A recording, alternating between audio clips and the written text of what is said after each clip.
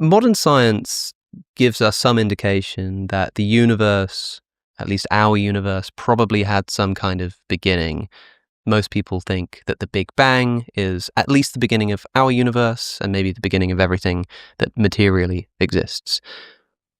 When the Big Bang Theory came onto the scene, a lot of people, including Pope Pius at the time, said, aha, well, here we found it, scientific proof of what the Bible said all along, which is that God created the universe in one big speech act. Is that an accurate picture? Is the Bible predictive of a universe that began at a particular point in time? So, yes and no. Mm-hmm. It depends who you ask. As with a lot of theological questions about biblical interpretation, different people will have different opinions depending on whether they are more on the side of scriptural literalism or whether they're more willing to take a metaphorical approach. Generally, in academic theology, the doctrine of creation is understood to be more about a relation of absolute dependence between creation or the universe or the world and God who created it and sustains it.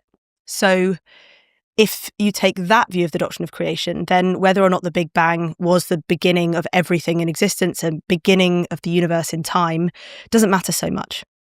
So this was something that St. Thomas Aquinas said, although he did believe that there was a beginning in time, he said it's perfectly compatible with the doctrine of creation that the universe has always existed.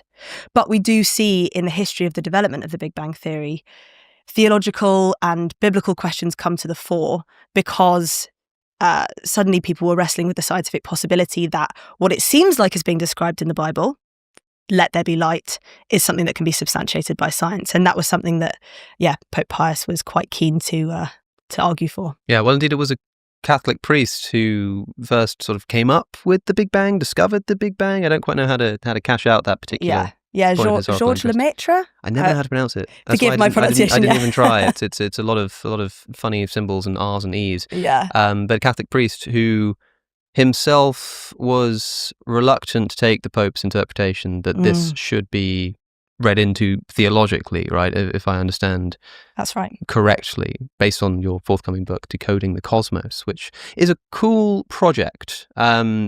Science and religion are famous sort of enemies of each other, but also just as famously, perhaps illegitimately thought of as such. And I've spoken to all kinds of people about science and religion on the show. Most of the time, I'm speaking to a scientist about what they think about religion, or I'm talking to a theologian or a Christian apologist about what they think of evolution and science. You are in a unique position, being not a scientist and being a theologian, but not a believer in God. What's your skin in the game here? Why are you interested in this so-called conflict thesis of science and religion?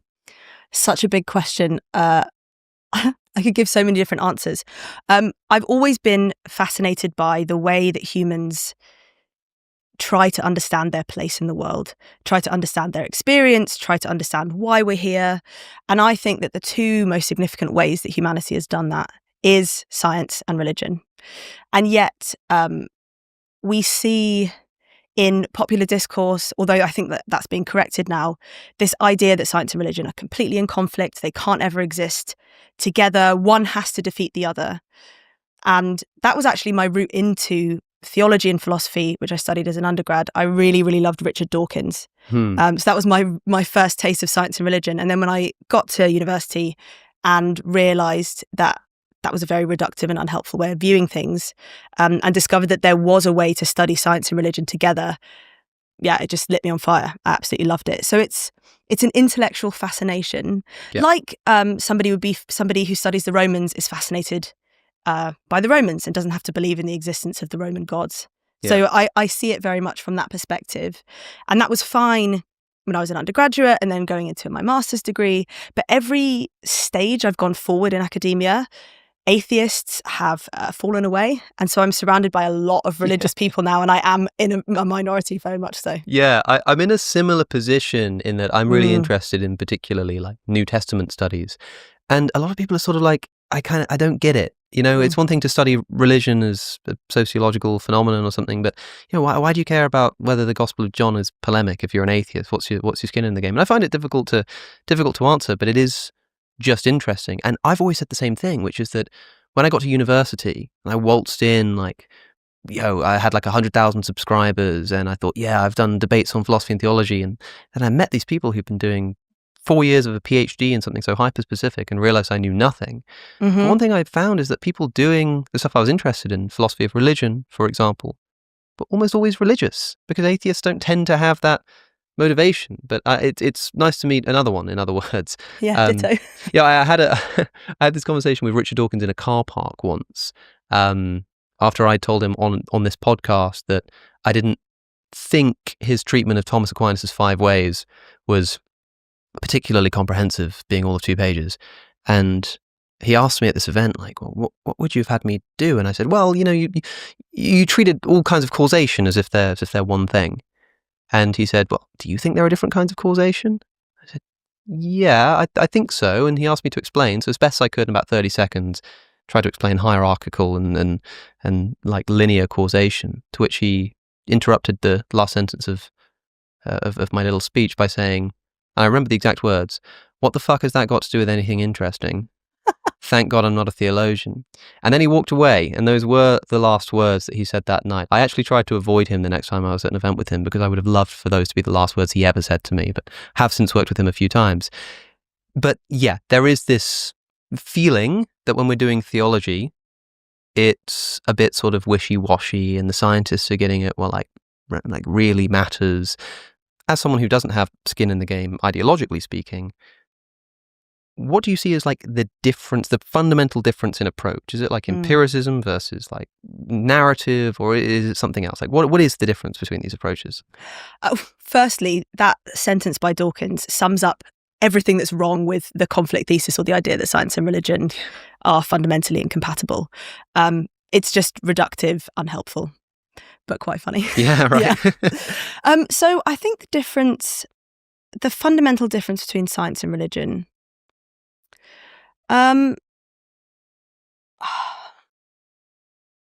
it's an important question. I mean, there's probably the main one is the difference in methodology. Right. I don't think there is a scientific method. We talk about the scientific method, but really we have scientific methods. Very little unites how we study the Earth's geological history, quantum mechanics, and the behavior of tigers. But something about empirical investigation that we're not really doing in theology in the same way. Mm-hmm. And theological method is more about leaning on tradition, scriptural analysis, reasoned argumentation. I think theologians and philosophers are willing to think a bit more deeply about what it is they're really doing, whereas scientists, I hope they won't mind me saying, go to the lab, do what they have to do, and don't really ask any deeper questions. I mean, the area of physics that I'm studying at the moment is quantum mechanics, and that's very much the case in quantum mechanics. There's so many unanswered philosophical questions, but the scientists have this shut up and calculate approach where they just sort of go to the lab, do the physics, it works, don't ask too many questions about why it works. Whereas I think we're more willing to sit in uncertainty and have these layers of inquiry and asking questions about the questions that we're asking. So yeah, maybe it's a difference in approach. And also, of course, there's a difference in the kind of questions that both are asking. So there is an overlap, like what does it mean? Or what is a human being? Where do we come from? Those sorts of questions are covered in both science and religion. But science can't answer questions like what is it to live a good life, or questions about meaningful relationships you can have with each other. So there's a different register of questions that philosophy and theology can ask.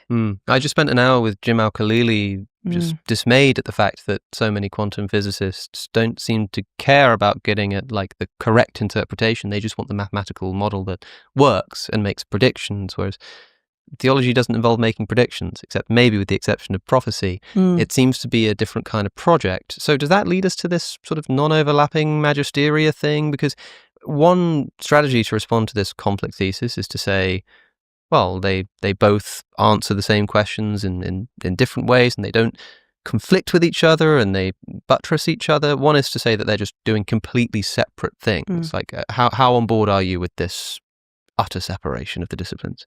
I think it's better, but it's still not the right way to think about things. So yes, there are areas of complete separation. Questions about morality, for example, are questions that religion or theology and philosophy can answer and science can't. But then there are boundary questions where philosophy, theology and science all kind of weigh in. And one of those is the question that we started with, the origin of the universe, Yep. also the origin of life on Earth, the kind of questions where we hit up against where science can take us. And then philosophy and theology need to come in. Some people have this idea that science sort of came along, told us about how the universe actually began, and in response to this, religious people looking at the Bible, for example, have had to reinterpret the Bible in a non-literal sense. Oh, okay, now we'll accept that Genesis is not literally 7 days and the earth isn't 6,000 years old. But it's not right to say that an allegorical reading of the Bible is a response to the scientific revolution, right? No, it goes back far deeper into history than that. Actually, biblical literalism is a relatively modern invention. It came around after the Reformation. Yeah, so what were the motivations then behind this shift from, I mean, it's almost ironic in that you sort of have this original, you read church fathers talking about, the days of Genesis not being literal, Jesus' temptation in the desert, of course, not being literal, and all of this kind of stuff, to this literalism that emerges, and then science comes on the scene and we sort of have to go back retreat into our metaphorical sort of reading.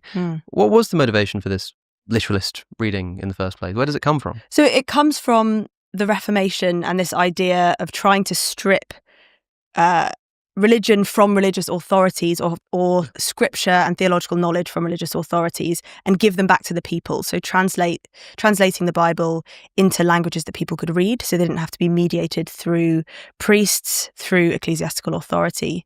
And then it's a kind of, I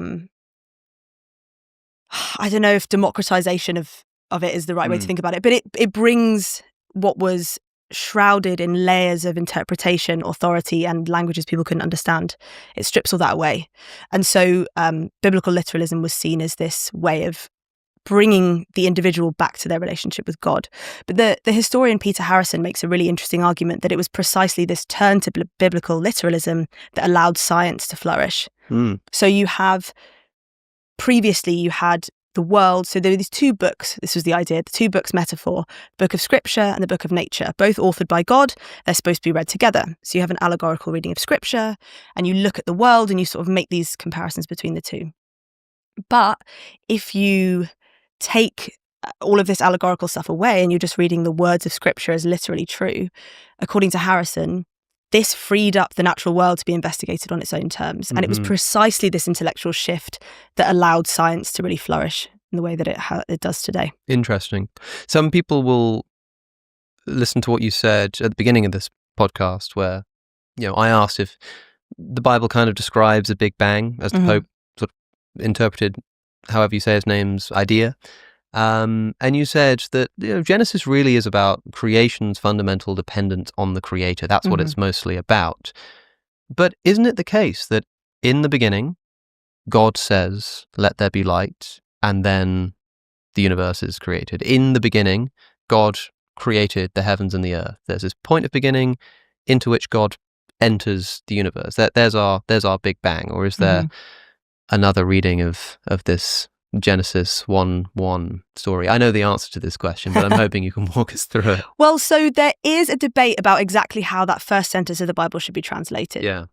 So it's either in the beginning, when God created the heavens and the earth was without form and void and darkness rolled over the face of the deep, or in the beginning, God created the heavens and the earth, etc. So the difference is whether that word "when" is in there. And one reading suggests that in the beginning, God created the heavens and the earth from nothing, creation ex nihilo is the technical term. First created a void and then brought order and structure and life, etc.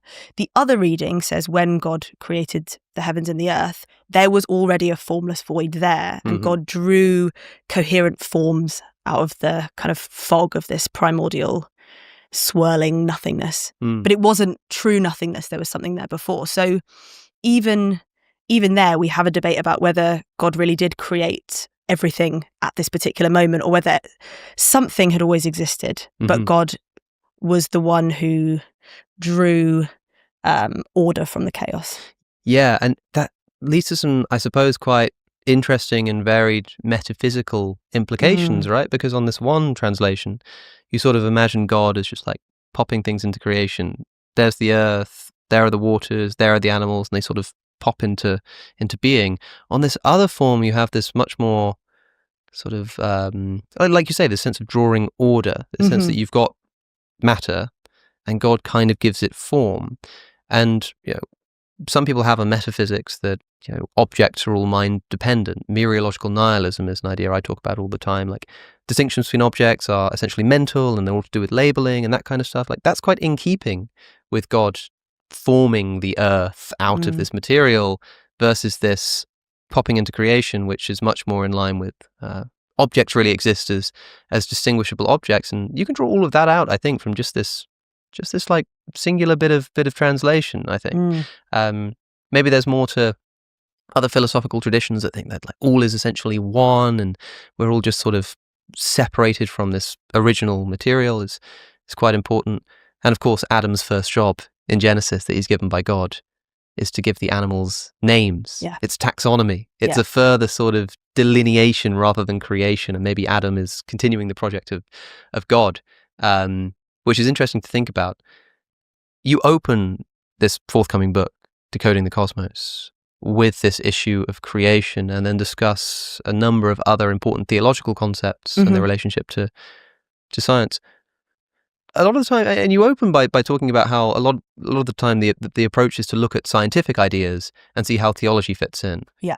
But you're looking at theological concepts like salvation, for example, or creation, and looking at how science fits into that. Like, why the priority there of theology and seeing how science fits in rather than, I suppose, the more common reverse? Well, theology at its best is supposed to be a coherent system that contains these ideas that all fit together into an interlocking whole.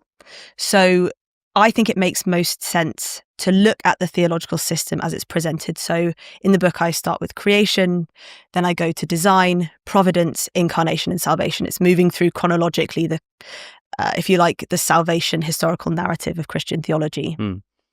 And I want to take it as seriously as possible. I'm not a Christian, I'm not a religious believer. And I guess one of the motivators of the book is to see whether this system, this set of ideas, fits with modern science, particularly physics.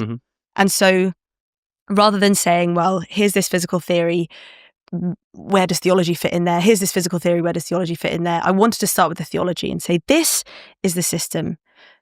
Does modern science support it, contradict it? How does it fit in? And in the book, I argue that there are some areas where modern science fits really nicely with Christian theology, and then there are other areas where there are quite big problems that remain. And so I sort of don't really come down on either side. Yeah. And I want the readers of the book to make the decisions for themselves. So I try not to give too many really strong arguments in favour of my own position. Sure, okay. Yeah. When people think about science versus religion, examples like evolution come to mind, or something like that a lot of the time. Okay, there's been a lot of discussion, ink spilled on that kind of stuff. What are some of the more like interesting ways, or ways that people might not have thought about before, that our scientific understanding of the world might come into conflict with specific aspects of Christian theology? There's a few good examples. One of them that I do talk about in the book, it's not an idea that I've written on elsewhere, is this idea of extraterrestrial life and what that might mean for the incarnation and for the moral status of human beings in the universe. Yeah. So it's really speculative. I mean, I think the best science and religion is speculative. I think if religion waits until science is completely certain or has just made all the discoveries, then religion's going to be really on the back foot. So I like the kind of science and religion that's willing to engage in speculative discourse. So we haven't discovered extraterrestrial life yet, but we have good reason to think it's out there. There's billions and billions of other galaxies, each containing billions of stars, billions of planets. I mean, it's like statistics I can't even conceptualize really, but the idea that we would be the only place that was suitable for life and that life has emerged seems wildly unlikely to me. So if that's the case and there's other life, is that life spiritually intelligent? Is it rational? Does it have moral capabilities? If so, then according to Christianity, it's capable of sin and therefore open to the possibility of salvation. So it then raises questions about how does salvation work? What is the purpose of the incarnation? You know, is it enough to say Jesus came down to earth 2,000 years ago, died for the sins of humanity, and somehow that ripples out and affects the entire universe? Or do we want to say that there are multiple incarnations? So the second person of the Trinity becomes hypostatically united to different kinds of flesh. I think it was John Polkinghorne, it was someone from Science and Religion, hopefully John Polkinghorne, who said, if there are little green men, then Jesus will have taken on little green flesh, or the Son will have taken on little green flesh. Yeah. But is the question of extraterrestrial life and whether Jesus sort of solves a problem for them in the same way as us, that different from the question of like non-human animals? I mean, we already have a bunch of life at our fingertips who are kind of like us, but also not like us, and they seem rational. You know, they can do certain things, but they can, like, is there something particular about this different life being so different, or being on a different planet, that would really like change the game there? Why is it that them not coming from Earth would make such a significant problem? I think one of the arguments would be that there's something about life that doesn't share DNA with us. Yeah. So maybe the idea would be Christ hypostatically uniting to human flesh is taking on DNA, the structure of life on Earth, and that does something that creates some kind of ontological shift that allows salvation to be possible. That might be one option. I think a more common option you'd find in Christianity is to just say, well, animals aren't the kind of beings for whom salvation is relevant. I think that's a bad argument. Yeah. But they might just say, well, they don't have, as far as we can tell, spirituality and or moral sensibilities. I actually think it's false. I think we do see morality in animals. But what the theologians who are thinking about this are thinking of is more along the lines of life on other planets that is similar to humans. And maybe that's anthropocentric and not a good way to look at things.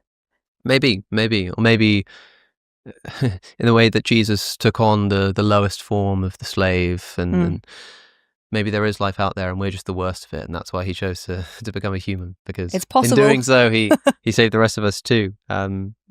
One other interesting area that your work has drawn my attention to in this relation between science and religion is the implications of space-time for certain aspects of God's relationship to the universe, in particular his nature as a timeless being, interacting with a timed being. You've done a lot of work on the relationship between God and time. The philosophy of time and the philosophy of God are sort of complicated enough on their own, but why have you dedicated so much of your work to specifically their relation? I think time is a fundamental, incontrovertible feature of human experience. And I think that it contains within it many of the most important theological questions we can ask. So it relates to questions about how the creator and creation relate to each other. It also raises questions about human experience, human transformation. So there's lots of theological ideas that find their home in the context of God and time. And also just on a slightly less interesting level, I find the philosophy and physics of time absolutely fascinating. Yeah. So I wanted to spend a lot of my time thinking about that, diving into special and general relativity. And yeah. What does it mean to say that God is a timeless being, or an eternal being, or an atemporal being? Do these kinds of terms mean the same thing? Are there different ways of interpreting what that means, and what does it mean? Yeah, so pretty much those mean the same thing. So we generally, in contemporary philosophy of time, have this distinction between God as either a temporal being or an atemporal being. The atemporal God is outside of time, has no temporal parts, doesn't experience temporal passage or change or succession in that God's life at all. And then the temporal God is within time or experiences change, passage, succession.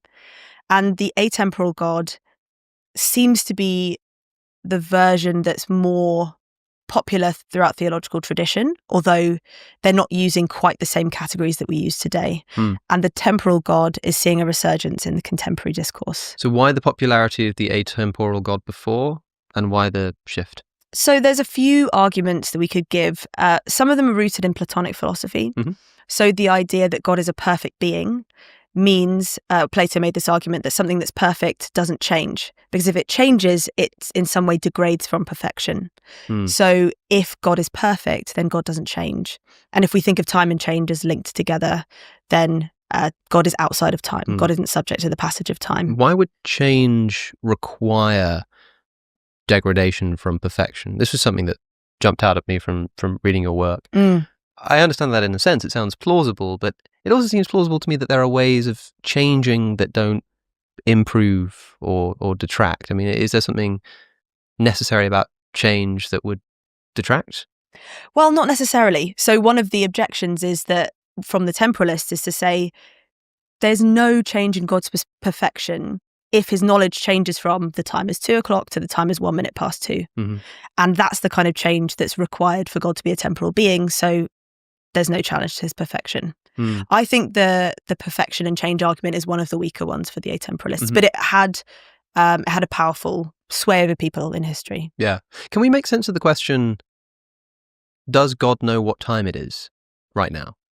And do we require, in order to say yes, do we require that God is temporal? Or can you have an atemporal God who knows what time it is right now? Because I'm speaking in a temporal sense. I'm in the temporal world. Yeah. Could a timeless God know what time it is now? Yes, but if you endorse the idea of a timeless God, you normally, in contemporary discourse at least, endorse a view of time that says there is no time that it is now objectively. So an atemporal God knows what time it is at all points in space-time, but there is no objective now. It's called the block universe view. I can talk a bit more about what that is. And whereas a temporal God knows what time it is now, because normally you would have this marriage of a temporal God and a version or a theory of time where time does objectively pass and there is a now. So God knows what time it is now, and that knowledge is continuously changing as time passes and the future becomes present and goes to the past. But if you endorse an atemporal God, you think of the relationship generally between God and time as one a bit like an author holding their book, or like a novel. All the pages exist, all of the events that happen to the characters, each moment in the character's life is all there. And God knows all of those things that happen and can look at any point. And there is no objective, it's objectively page 33 now. That doesn't make sense when you think about a novel. And so this is the version of time that goes with the timeless God. And it's the version of time or theory of time that I think is best supported by modern physics. I mean, the character in the novel could say, like, what page number am I on? Yeah. And there is no objective page number for the author, but the author can know where they were when they said that, and that might be, God would know where I am on this time block. I think most people will be roughly familiar with the idea of the block universe versus, the part where the past and the future and the present all exist on this big block, versus the idea that the past doesn't exist, the present is the only thing that exists, and the future doesn't exist yet. Some people might even know that they are broadly referred to as, respectively, the B theory and the A theory, or the B series and A series of time. But there is also a C series of time, isn't there? What is the C series of time? So the A theory, B theory, C theory, or A series, B series, C series come from a 1908 paper by J.M.E. McTaggart called On the Unreality of Time, or The Unreality of Time. And he draws a distinction between 3 different ways that you can describe positions in time. We've already talked about the A series and B series, so I don't need to go over that again. The C series, maybe I will just so I can show the difference. So the A series describes positions in time by virtue of their possessing objective properties of past, present, or future. The B series says time can be fundamentally accounted for by giving relations of before, after than, and simultaneous. So you've got these 2-place relations. And the C series says all you need to describe time are these 3-place relations of temporal betweenness. So what that really means is that you have this series of time, of moments in time, and they have a particular order with respect to how they're arranged, but there's no objective direction. So it's a bit like the colours of the spectrum. You can start with red and move to the blue end, or you can start with the blue end and move to the red end. And so what that means, the C theory of time is also committed to a block universe. It says all moments of time exist tenselessly, but you don't have to read the universe, as it were, from the Big Bang to the heat death, if the universe is going to end in a heat death. It makes just as much sense fundamentally to read the universe from the heat death to the Big Bang. And even within those different theories, there are different interpretations of the theory. So, I mean, it's quite hard to wrap your head around exactly what we're talking about, but we said the A series says that the present exists, the past doesn't exist anymore, the future is yet to come, there is no block. But there is more than one way of interpreting what that means, what the A series is. And there are sort of three popular broad distinctions, right, within A theory of time. That's right. I think the one that I see most often endorsed is presentism, which is the A theory you just described. So all that exists is the present. So you need an objective now, and everything that's simultaneous with that now exists. Nothing else exists. Then you have what's called the growing block theory, which is committed to the existence of the present and says that the past exists. So as new slices of time that are the present come into existence, when they become past, they are then added to a block, like the block universe, but that grows with ever more present moments. The future is not real. And then you have the moving spotlight, which is also committed to a block universe, like the B and C theory, but says that there's something, and I'm not really clear about what that's supposed to be, that picks out objective nows, a bit like if you had a street of houses and you have a spotlight that moves from one house to the other, there's something privileged about the house that's being lit up. And that's the idea with the moving spotlight view. So it tries to have the best parts of the B theory and the best parts of the A theory. And in so doing, I think it comes up with something that basically no one endorses. Yeah. But then, I mean, I like this idea of like privileging the present, because there is something special about now, by which I mean, there was when I said the word now. But even for the B theorist who thinks that all time exists and the past and the present are just as real, surely they still can't escape the idea that there is, for want of a better term, something privileged about what at least we consciously call the present. Like, how do they make sense of the psychological experience of time if the present exists just as much as the past does? Yeah, that's the biggest objection to the B theory, and I guess the C theory as well, is how do we account for our temporal experience? Yeah. My response to that is always, well, our experience deceives us all the time. I feel like I'm sitting on a solid chair. I can feel the velvet underneath my fingers. But actually, this chair is made up of mostly empty space, and it's the atoms in my body reacting or like repelling the atoms in this chair. And so our experience has evolved in the context of the environment of early evolutionary adaptation and hasn't evolved to be able to pick up things like the ontology of time in a way that's reliable enough, in my view, to go against what science tells us about time. So I think the B theory is best supported by science. And therefore, I'm more skeptical of my experience. Of course, from my experiential perspective now, feels incredibly privileged. It's the only thing I can directly experience. But that doesn't mean that the other moments of time aren't real. I can't directly experience India right now, but it doesn't mean India doesn't exist. It just means that I'm not there. Yeah, and it seems like less of a mystery to explain. Right. Probably just because you feel like if I wanted to, I could get up and go to India in a way that I can't like get up and go to the past. But that shouldn't change the nature of what we're talking about.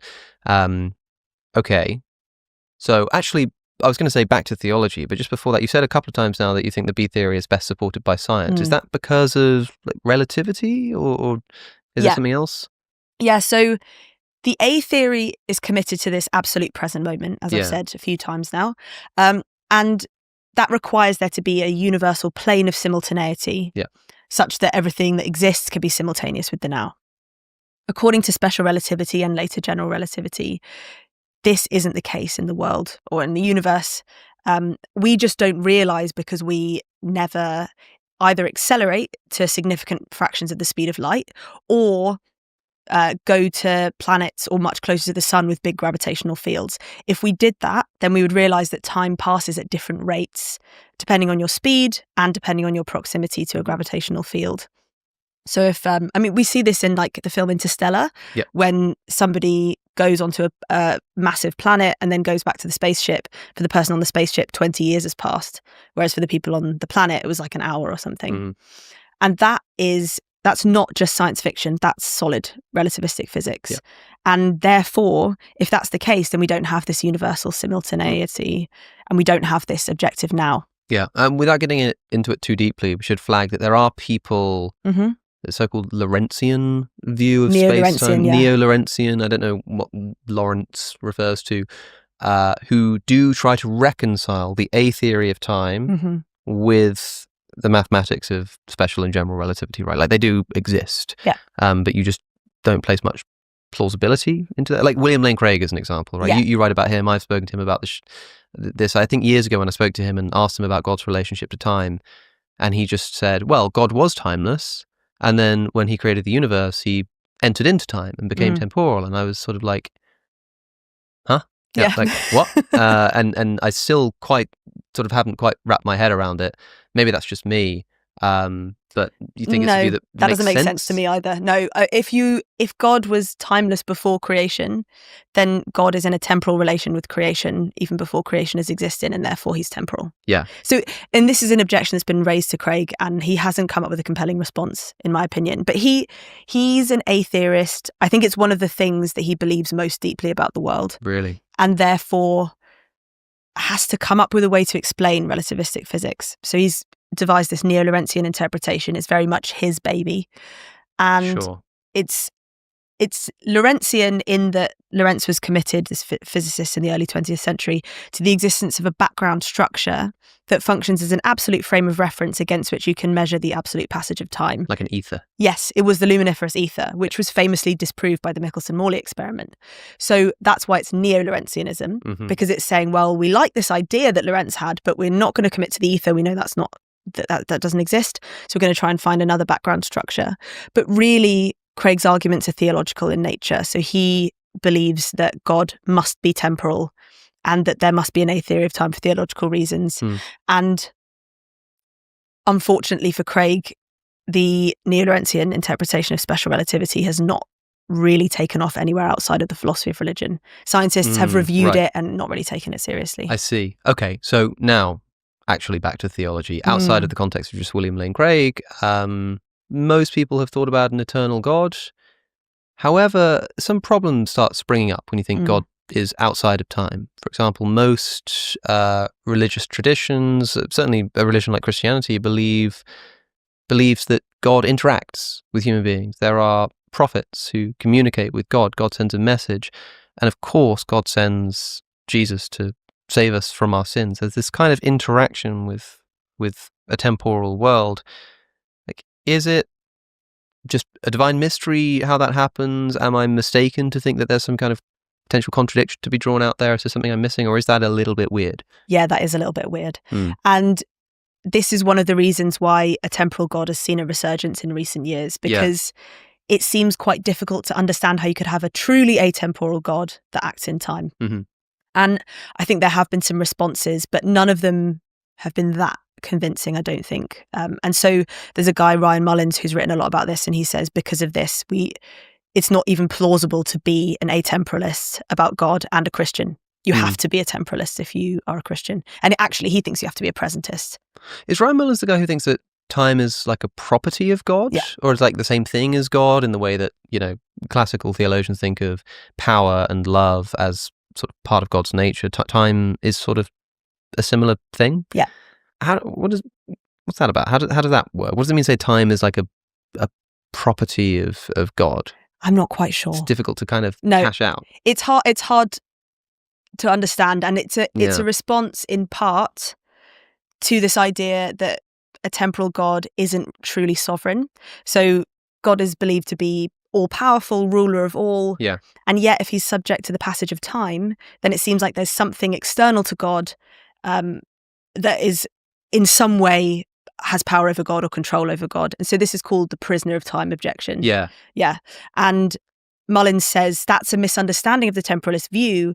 Actually, God isn't imprisoned by time because time is a property or a concomitant I of see. God's. So it's a strategy similar to how people respond to the Euthyphro dilemma, right? You say, Yes. is it good because God commands it, or does God command it because it's good? And the Christians say, hold your horses. God is good. It's like the same thing. It flows from his nature. And time is the same thing to respond to this problem. There are other strategies, like Richard Swinburne, you write about. He sort of says that, God is temporal. And in a way, by becoming temporal, he does, enslave himself to time, but he does so willingly, in the same way that he, willingly becomes a human and limits his power in that respect. As long as he does it willingly, it's not an indictment on his power. And that allows us to resolve problems of, free will, for example. If human beings are free, but God knows exactly what they're going to do with 100% accuracy, how are they really free? Well, maybe God doesn't know what you're going to do. Yeah. Not because he can't, but because he chose not to. That's a really interesting response to that problem. Is that a viable or the only viable response to this classic age-old problem of God's foreknowledge? His omniscience is one of his important qualities, with this existence of human free will, which is incredibly important to most religious traditions. One other solution is to be an atemporalist about God and say, God doesn't see what you're doing before you do it. Because he's not in any before relations with you. He just sees it as it happens, but he sees all moments of time. Another one is to say that God has middle knowledge. So he knows all of the potential things that you could do and what you are likely to do, and knows all of the different paths that the world can take, but doesn't know for sure. I think that's the view. I'm not sure if I'm characterizing that exactly right. It's complicated at best, and I mean, I'm fascinated by your work on time and God, and I'd recommend people they can read the essays that you've written on it just for free online. They're like on your website. Right. The book's a bit broader in scope. One other thing that you mentioned a little while ago now was Christian eschatology. You briefly mentioned the idea that the universe might be heading towards a heat death or a big freeze. Like, we're not entirely sure how the universe will end, but it seems like what's likely going to happen is that entropy increases, atoms vibrate and bounce around, and after a long enough time they just become set in this state of equilibrium, complete darkness, atoms equally spread across the universe, and that's just like where it ends. Just remains like that for eternity. Maybe the universe is going to collapse back in on itself in a big crunch, whatever. Whatever the case, we're not going to be like, running around holding hands on planet Earth for the next 100 billion years. Even if, I stress, for those who are already commenting about it, even if we build a spaceship and a wormhole and go to another planet, at some point the whole universe gone. Christian eschatology suggests that at some point in the future, mankind will be, like resurrected from the dead, and there'll be like the New Jerusalem and all of this kind of stuff. In the popular imagination, people imagine like heaven as being this place you go to when you die, that's in the spiritual realm. But Christian literature seems to suggest a quite physical, embodied, temporal resurrection of the dead, right? Yeah. And so if that's the case, firstly, why is it that if scripture talks about people being physically resurrected from the graves and walking around, do people have this idea that when you die, you go to heaven and it's like somewhere way up there in the sky? And secondly, what is the New Jerusalem going to do to combat the heat death of the universe? So this is a big problem, and science and religion scholars were thinking about it about 20 years ago, and I don't think it's sort of faded out of the discourse a little bit, and I'm trying to bring the conversation back. So Christianity is committed to two things which you just touched upon: a new creation and bodily resurrection, and both of those are supposed to be based upon or mirror or are foreshadowed by the resurrection of Christ. So Christ was killed, according to the story, rose again, bore the scars of his crucifixion. It was the same physical body. He could be touched, but there were some changes. He could appear in rooms with locked doors. There was something about his body that was new, but it was the same body. And then the promise as well is that there'll be a new creation, which will be a physical, temporal creation in some sense, but spiritual in others. It's not exactly clear. Christians are happy to retreat into mystery for some of that. But the issue with the heat death or the big crunch is that it seems to destroy all the stuff you need for both of those things. So to have a new creation, you need the stuff of creation to transform. Otherwise, you're not transforming and redeeming this creation, you're just making a new one. And if you're just making a new perfect creation, why didn't you do that in the first place? Why create this world at all? And the same with bodily resurrection. The promise is that this physical body is going to be resurrected as Christ's was. But the problem is, his was resurrected after 3 days. And I mean, we've had humans around for tens of thousands, hundreds of thousands of years. If the claim is that all of those are going to be bodily resurrected, most of the bodies have decayed. Yeah. So that's a problem on Earth. And then when you get to the heat death of the universe, you have no physical stuff from which to resurrect these bodies. So it's a theological problem. And I think it's more of a problem if you're a presentist than a block theorist. Huh, how come? So if you're a presentist, the past doesn't exist. Mm-hmm. But if you're a block theorist, the past does exist. So, okay, you've got the heat death over here, but over here, you've got my body that died a couple of days ago. You can raise that. So it seems like the material of the universe in presentism, when the final act of the universe happens, everything's finished, it's gone, it's out of existence. Whereas according to the block universe, you just have the last page in the novel, but the rest of the novel still exists. There, yeah.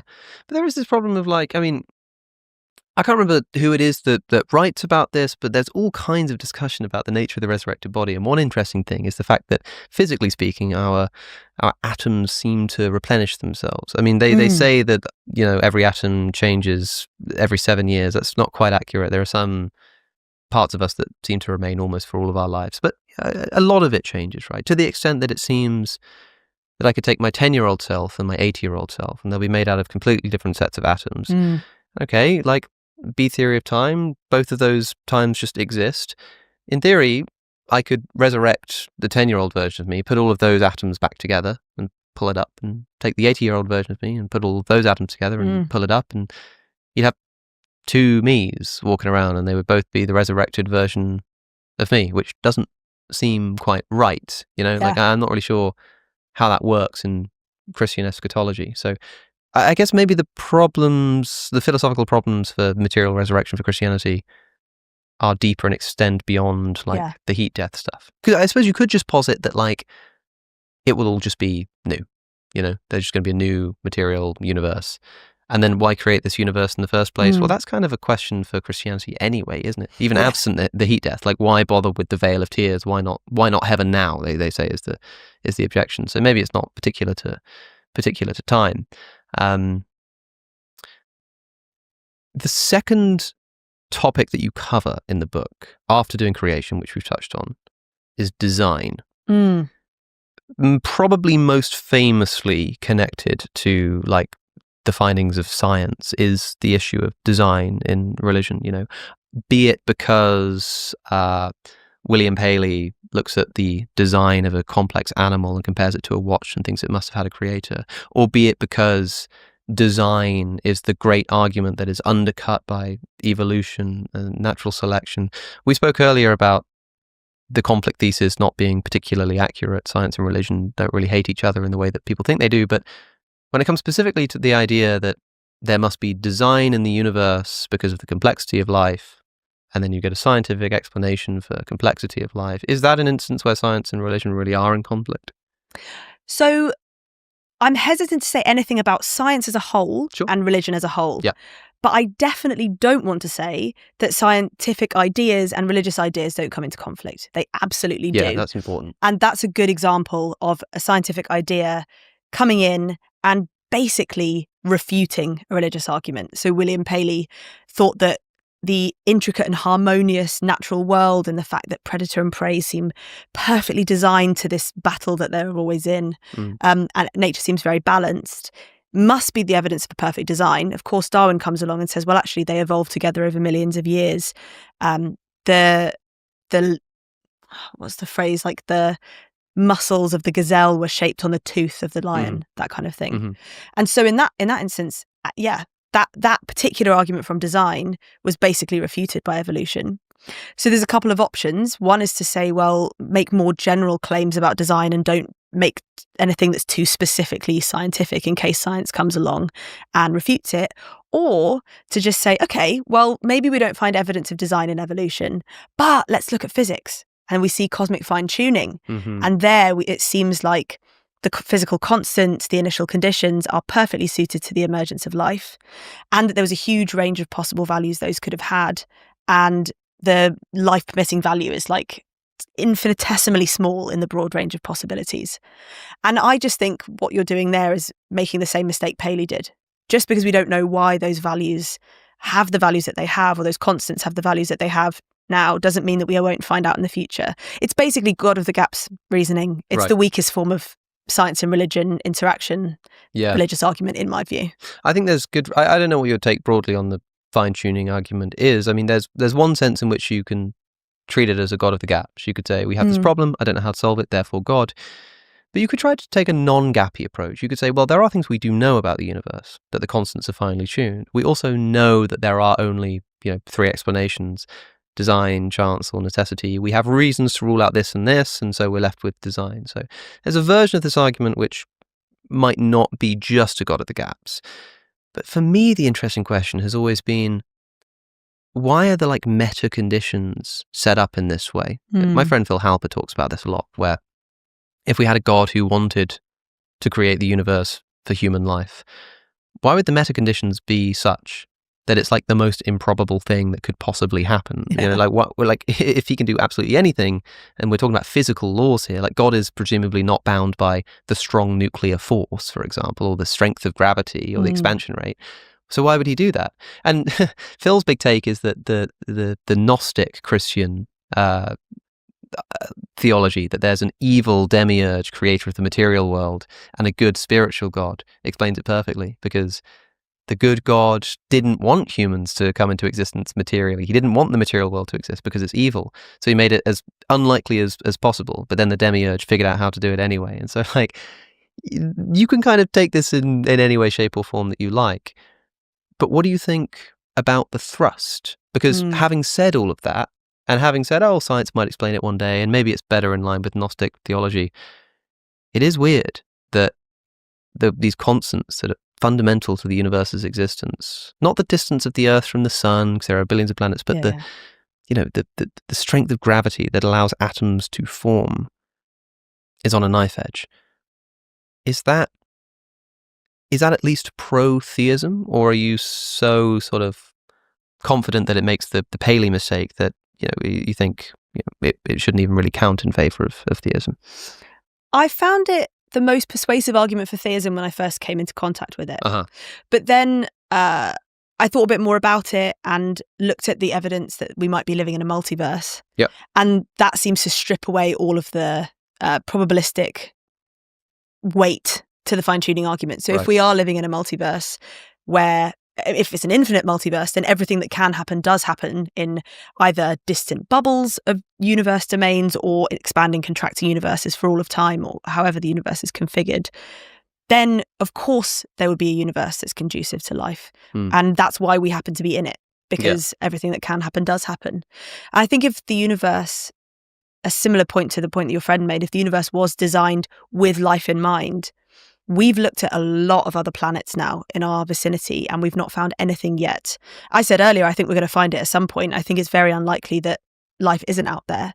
But if the universe was designed for life, why don't we see life in abundance? Would you think, if we could somehow prove that there were no life in the universe, I don't know how, but in principle, and it really did just evolve on Earth, would you take that as evidence for theism? Given that it seems, all other things being equal, if life can evolve on a planet, it should be able to do it in loads of places, but it only happened here once, because the universe wasn't designed for life, but for human life in particular. And for whatever reason, these other universes are created. And a lot of people say, well, that's a bit wasteful. Why create Jupiter if no one's going to live there? But then I can say, why create the Atlantic Ocean if no one's going to live there? Maybe there's some reason that we don't understand, but do you take that as evidence for theism, or would you think it sort of wouldn't really change your mind? If it's evidence for theism, it's evidence for a strange kind of God, in my view. Why would I know you've already made this point already, but why would God create a potentially infinitely expansive universe just for humans?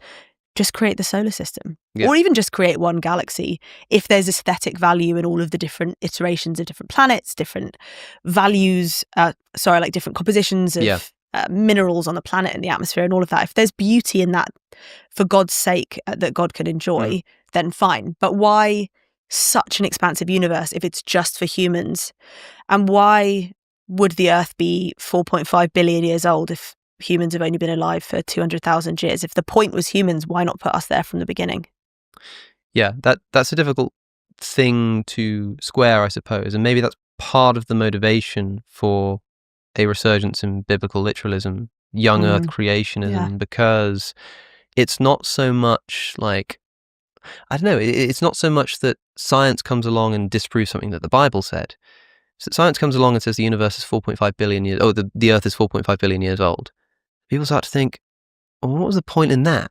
Why did he bother with all of that? Why were there billions of years of evolution, species just suffering and dying, so that eventually we could come about? And then maybe that's more the motivation for biblical literalism, rather than people who just naturally think that's how the text should be read. Do you think there is any plausibility in the literalist reading of the Bible, not in terms of its truth, but in terms of reading the Bible and thinking, this is how we're supposed to be reading this? You know, Earth is 6,000 years old. The 7 days are literal. I mean, some people have pointed to the fact that when the Bible's talking metaphorically, it tends to make it quite clear, you know, or it might literally use poetry, for example, but the language of Genesis might be more comparable to the language of, you know, Exodus, which also didn't happen probably, but at least we read it as though the Bible's trying to tell us that it did. So do you think there's any legitimacy in a fundamentalist reading of the Bible as the intention of the authors? Well, the only way that's the case is if the author of Genesis 1 is different from and unaware of the authorship of Genesis 2 and the content of Genesis 2, because the order in which things are created in Genesis 1 and Genesis 2 is not the same. So humanity is created last in Genesis 1 and first in Genesis 2, and in Genesis 2 Adam names all the animals, as we talked about earlier. So if biblical literalism is the way to go, why is there a flat-out contradiction between book 1 and book 2 of the Bible? Surely the biblical authors were aware of that. I mean, that might be in and of itself an indication that maybe we should be reading this metaphorically. I mean, you're kind of left with, the biblical literalist is left with two problems there, which is like either the Bible literally just contradicts itself intentionally, because no one could do that by accident, or the author of Genesis 1 and Genesis 2 weren't aware of each other for some reason. That seems like a insoluble problem, although someone's probably solving it in the comment section right now. So one question in closing then is, just because we've sort of touched on areas where there might be some conflict, might be some harmony, and you said earlier, importantly, I like to make this distinction as well, that it's not that science conflicts with religion, but certain scientific findings conflict with certain religious doctrines.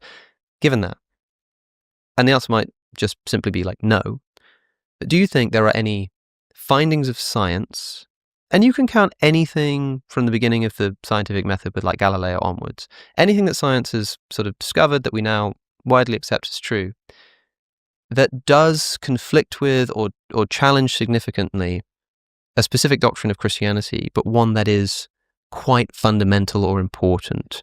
Is there anything that science conflicts with doctrinally that Christians kind of just can't let go of? Or can they just coast through the history of science with ease? It's difficult to answer because for some versions of Christianity, there'll be loads of things that science contradicts, like creation of the universe, creation of humanity. But I do think, by and large, what Christianity is about, for what is, in my view, the more sophisticated version of Christianity, is about this broad relationship of dependence between, is where we started, between a creator and creation and the creatures within it. And so I think that the empirical claims that Christianity makes are less important than the moral, spiritual ones. However, if science could demonstrably prove, I don't know how it ever could, if it could prove that there was no resurrection, that seems to pull, that's a thread that, if pulled, I think causes everything to unravel.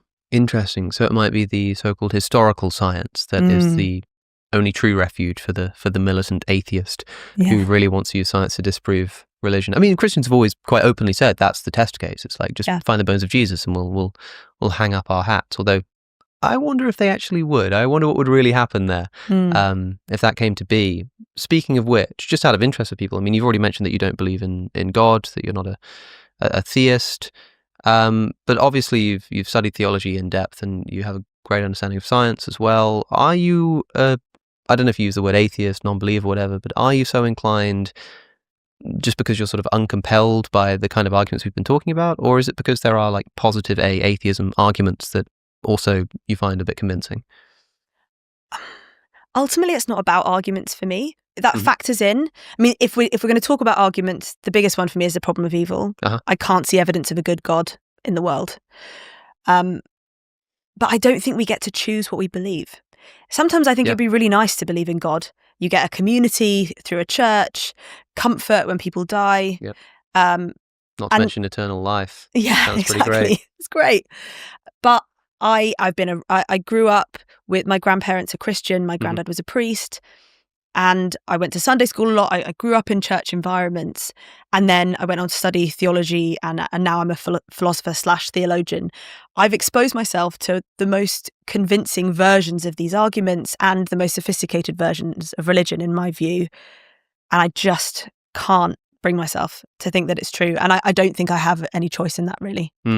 Well, Emily Cressy Hurst, the articles, the books, the links will all be in the description for people to go and follow up on. I would particularly recommend that people, I mean, the book isn't out yet, but the stuff on time and God is fascinating. And I think you're the go-to person when it comes to that particular issue. So I'll make sure that's all linked down in the description for people to listen to. But thanks so much for taking the time. It's been fun. Thank you so much for having me. It's been great. What exactly is an existential crisis? Yeah, that's a good, definitely a good like jumping point into this, because when I'm writing in the book about the existential crisis, that's kind of like also the entryway into how I get into philosophy. And I think that's for a lot of people, that's how they get into philosophy. And I think also just broadly bringing up an existential crisis before we get into, what it is, what it isn't.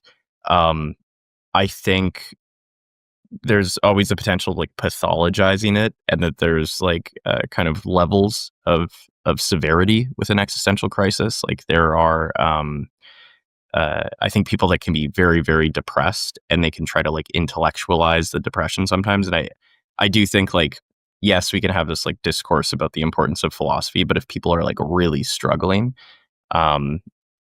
there's other resources that are maybe less,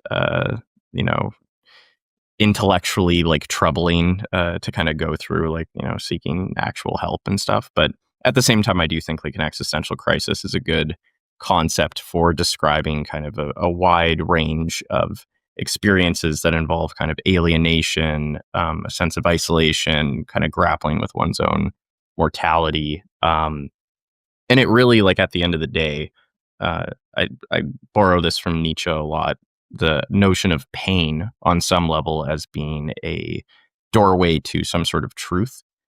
And the pain point here, in the same way that, you're not really thinking about your right arm or your left arm until you feel like some pain in that area. Then you become aware of its existence. I think kind of thinking of identity in those terms, we don't really think of our identity up until a certain age or a certain point where we feel some pain with regards to our identity, and then we become really aware of our existence. And this is sort of alienation, or Camus talks about like the absurd, where we're not really aware. We don't really become like that tragic hero until we confront kind of the indifferent universe and our own yearning for meaning. So I think crucially, it begins with a feeling of pain deep down. There's some suffering. And then I think from that, how I kind of explore it, there's a million different ways to explore it, but there's two kind of consistent themes with an existential crisis. There is contingency, which is kind of looking back and realizing that there's some sort of fatalism in your life, that you were born into these sets of circumstances. There's things that you were ascribed, things that were kind of inherited, passed down, and not even just that, but just like environmental influences. And you kind of think, why was I this person and not that person? And here is where I really emphasize like Heidegger's notion of thrownness, that you're really just thrown into a person. Like I love the kind of like idea of that motion, because that's what it kind of feels like when you're suddenly aware of just existing. And then besides this contingency, it's like this is what has happened to you. There is also a sort of kind of ambiguity and uncertainty when it comes to, now what do I do? And that's really like kind of the second part of this. That's very there's almost like a wide range of options. You don't really know which ones are more meaningful or better or worse. There's kind of social and cultural customs that you can perhaps pursue. There's also maybe your own innate kind of volition or sense of autonomy or agency that you could also use, but it's also sometimes hard differentiating between the two. So I'm really looking at that kind of naive notion of authenticity that I think in like the 20th century, especially, people really romanticized, which is there's some essential self and you just have to like follow your heart or something. But we can get into that, but it's not entirely clear how relevant that is nowadays. So it's these two pillars of contingency, kind of what's been done to you, and arbitrariness, which is what you can do. And that also introduces the question of free will and can you actually do anything? So that's how I kind of set up what an existential crisis is. There's more, I guess, like sociological terms that people have used, like a sense of alienation where you don't feel comfortable or like you really like belong in the world on some level, or there's some almost like dissociation with yourself. And then also, yeah, like the absurd, where you yearn for some meaning in a seemingly meaningless world. I think a lot of the existentialists were quite talented in capturing this feeling in like a million different ways. So Sartre uses this in Nausea, also, just the sort of, especially his use of the term gelatinous. He really likes to use these kind of visceral, gross terms that seem to kind of they like horrify us in a way. Like it's like, oh my god, like that sort of essence of existence is kind of disgusting, or it just feels very like weird or almost like alien to us.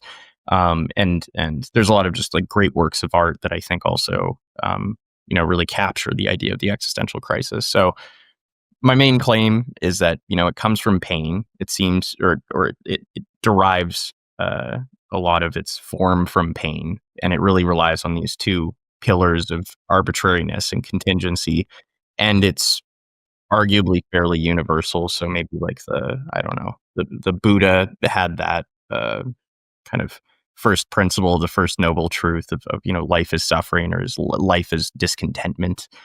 And I think he too suffered a sort of existential crisis around 26 or 27. He saw, I think, he like looked out the window and saw an old man, a sick man, and then an ascetic, and he was and I think like a corpse also. And he had this realization of, oh my god, like I'm born into this set of circumstances with this wealth and everything, and then also like, what do I do? Like, is there like, it just seems like I'm in this cycle of no matter what happens, I'm gonna get sick, I'm gonna get old, I'm gonna die. The ascetic was there to kind of provide a potential answer, but it's not like the only answer. And I think that's where it introduces arbitrariness. And of course, Buddhism comes from his own pursuit of this tension between the arbitrary and the contingent. But that's, I guess I'm giving like one potential example of how people have pursued this. The existentialists have their own way. You could argue almost all religions are some attempt to resolve these kind of paradoxes or feelings of discomfort or pain that seem to apply to the human condition at large. But yeah, that's my overview of the existential crisis. Yeah, well, you've clearly got a lot to say about this, and I mean, you've just written a book. So You're Having an Existential Crisis is the name of the book. How does it feel, by the way, to be outselling Albert Camus in the existential philosophy section of Amazon? It was good. I think that at one point it was ahead of Camus it was ahead of the Myth of Sisyphus, which was kind of a surreal and kind of just funny experience. But yeah, it's very cool, and like the response has been really nice, just hearing what people think. And I think I'll also use this just to put it out there that this is really, and my channel has functioned the same way as just a method of getting people to get into philosophy more. This is definitely not like a treatise or a manifesto of like some serious philosophical claims. But I really hope that this gets people to read more philosophy, get into psychology more, maybe find some clarity if they're going through similar sort of questions and strife with this, with their sense of identity, place in the world, direction, so forth. Yeah, well, it's so you're having an existential crisis, a roadmap for lost souls, and it's a relatively short book, right? It's about 150 pages or so, and the chapters are all relatively short, but you sort of go all over the place with philosophy. It's a brilliant sort of it gives you like different ways into the issue from different schools of philosophy and different philosophers, and you sort of bring them up insofar as it's relevant for this particular discussion. But broadly speaking, right, you separate it out into like sections, and it's about finding yourself, then making yourself, then being yourself, or becoming yourself, and then being yourself. And so like when you want to start thinking about this, the reason I asked what an existential crisis is because it's quite difficult to define, right? It's kind of something about, it seems to have something to do with death, like the recognition that all of this is going to come to an end. It's something to do with the arbitrariness of existence and not quite being sure that you sort of know where you stand. And I would sort of find it impossible to even know like where to begin discussing this. So as a way in for you talk in the introduction about the discovery of Albert Camus' The Myth of Sisyphus, which you've just mentioned. That was your like way into thinking about existential philosophy? Yeah, yeah. It's kind of like a multifaceted sort of origin story, because I happened to go to Europe around this time too. And I was kind of in the where most people, I think maybe it's the first time they encounter an existential crisis, is the kind of teen years around there, where you do start having to think in terms of what am I doing with my life? And like Dan McAdams, the personality researcher, he kind of frames the personality in these developmental stages, where in the beginning we kind of just have these dispositional traits. So like you'll think of like the big five, like openness, conscientiousness. It's like how we express ourselves. Even early on, infants, there's like reactive infants, non-reactive infants. Just kind of you're kind of an actor or a player in the social world, but you don't really have strong motivations. When I was a kid, I think I was like most interested in like the latest Star Wars and like getting ice cream and stuff like that, and you're not thinking too far ahead. But around puberty, especially, his argument is that you see kind of motivational development occur, where we are seeing ourselves as an agent in the world, and we can be effective and we can actually pursue certain things. Then you start dealing with certain issues such as, well, it seems like I'm pretty limited. Like, I'm Canadian, for example. I can't pursue the goal of becoming the president of the United States or something, because of just, going back to what like Heidegger was talking about, I was thrown into this specific national identity. So you're kind of cut off from certain things early on, or, I'm not 7 feet tall. My chances of going into the NBA, it's probably going to be fairly small. And then the other issue is like, okay, well, there seems to be some things that I can do, but I don't really know what I should do. And then naively, I think, at the time I write in the book about kind of adopting general social standards of success. And that's really, really tied to, usually when you're a kid, like just the media you consume, your parents, like other people in school, and what you're being taught at school. And this is all very like, people have talked about this for so long. Nothing I'm saying here is new. But it was when I went to Europe and I was going through this, and I remember just having some conversations with like French people, And first of all, they're not conversations. Like, they love arguing, and they love like debating, and kind of like, and it's just for the spirit of the debate itself. Like, this is just, maybe this is Europe just in general, which I think personality wise, I actually quite liked. I was like, oh, this is fun. Like, I actually like just having conversations with people. And it didn't seem as identity based. It seemed like really almost like you're playing with words, you're trying to figure out concepts, and it was cool. And then, I find out that the education system is a bit more philosophy and humanities based than in North America.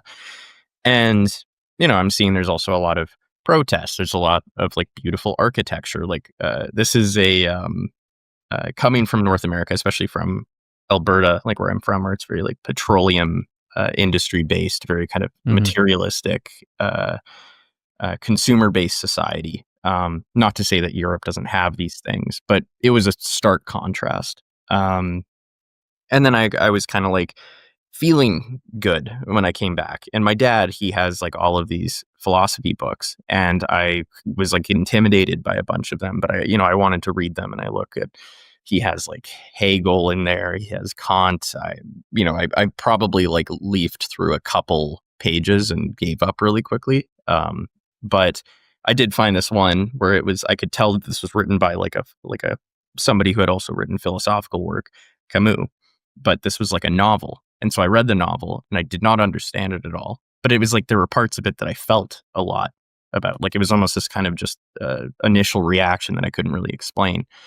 And then it was kind of fun because I was like, well, I need to read more of this guy to understand what this kind of short book called The Outsider was really about.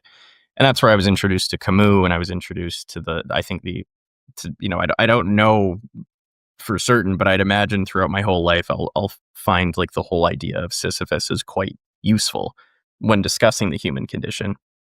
Because it really is, what I was feeling at the time was this, I'm just doing things every day, and what are they amounting to? Especially if we're just going to die and everything's kind of meaningless. Like, it was just such a great image. And here is this writer from decades ago who is capturing this, and he's applying it, and he's coming up with his own argument of how should we live, specifically why shouldn't we kill ourselves. And he really like earnestly explores that. And also he's like even attacking not just like religion, but also other philosophies. The existentialists, he considers it a form of philosophical suicide of you're not really fully resolving this tension of the kind of indifferent world and our need for meaning. So I was extremely invigorated by this. And then of course, philosophy is great in the sense that you see them refer to all of these other influences and writers, and then you want to understand what they're talking about more. And then so you go and you kind of start, it becomes like a roadmap, your own personalized roadmap, where now I have to read some Nietzsche, and then Nietzsche is referring to Schopenhauer, so I have to read Schopenhauer. It's this awesome like journey.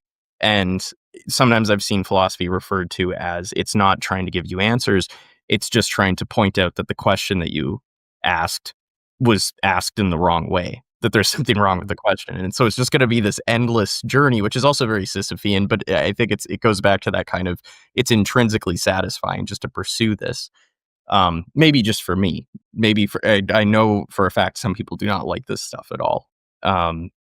But for me, it really hit home. And I think that's what informed what you're talking about when you mentioned the structure of the book, is that it's a roadmap.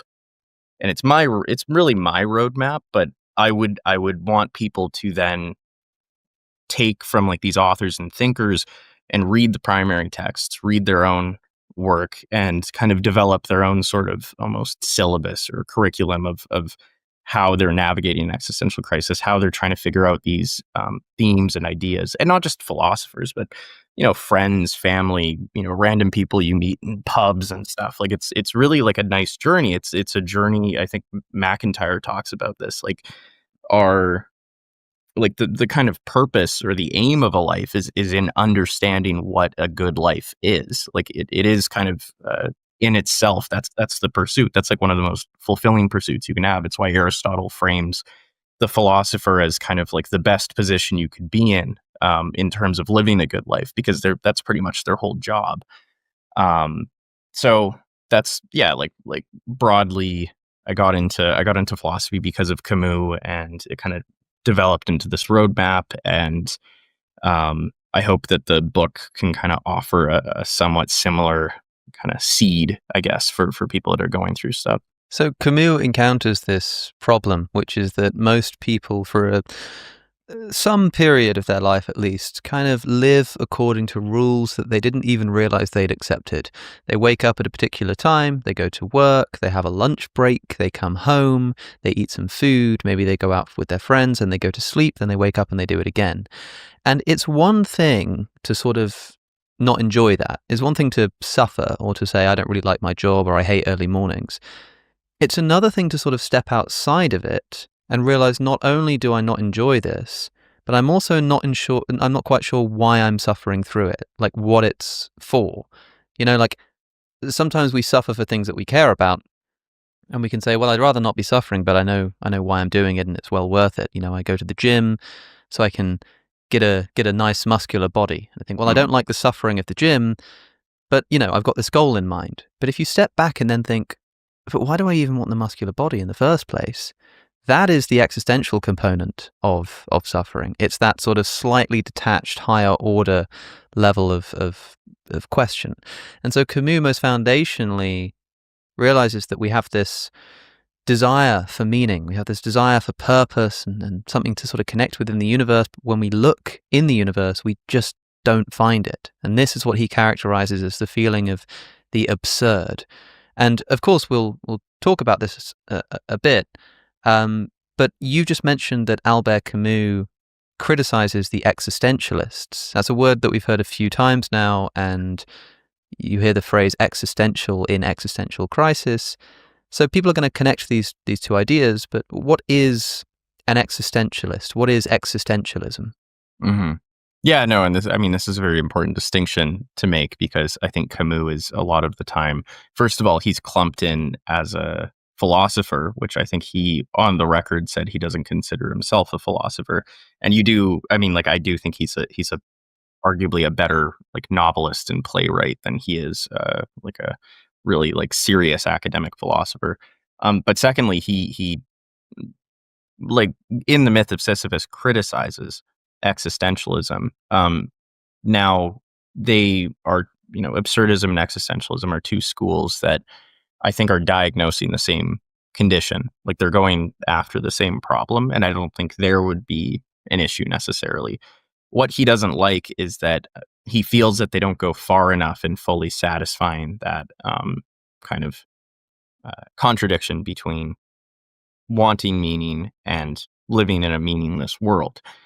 The existentialists, so Sartre, Beauvoir, Merleau-Ponty to a degree. You can go back, some people would argue Kierkegaard, he's like a proto-existentialist, truly like a subjectivist. Heidegger, they also believe like, okay, there's people have an existential crisis. There's a inherent meaninglessness to the world.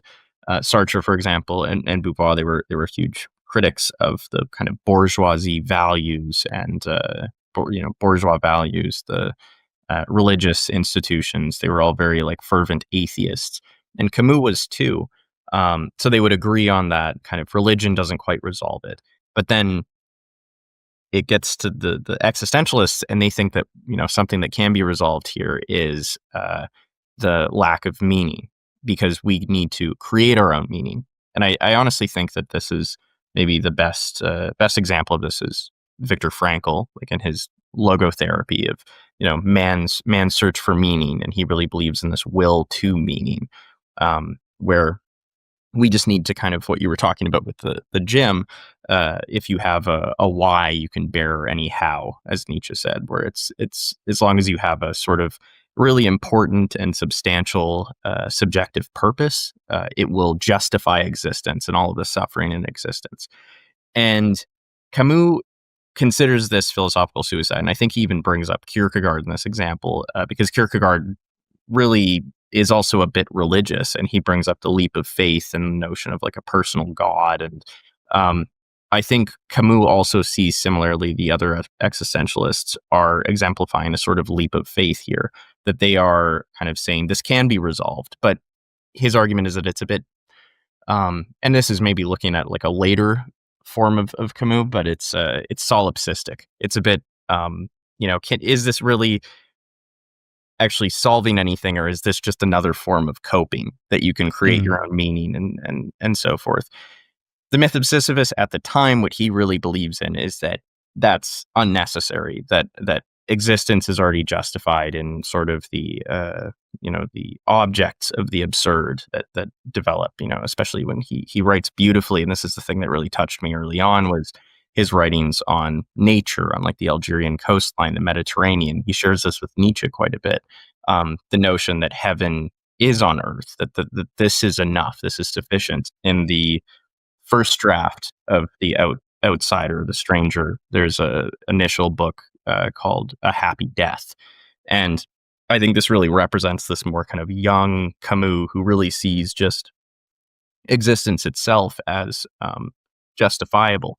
And by kind of loving and endorsing life itself and these objects that he considers worthy of love, you're rebelling against the sort of claim of absurdity of this indifferent world.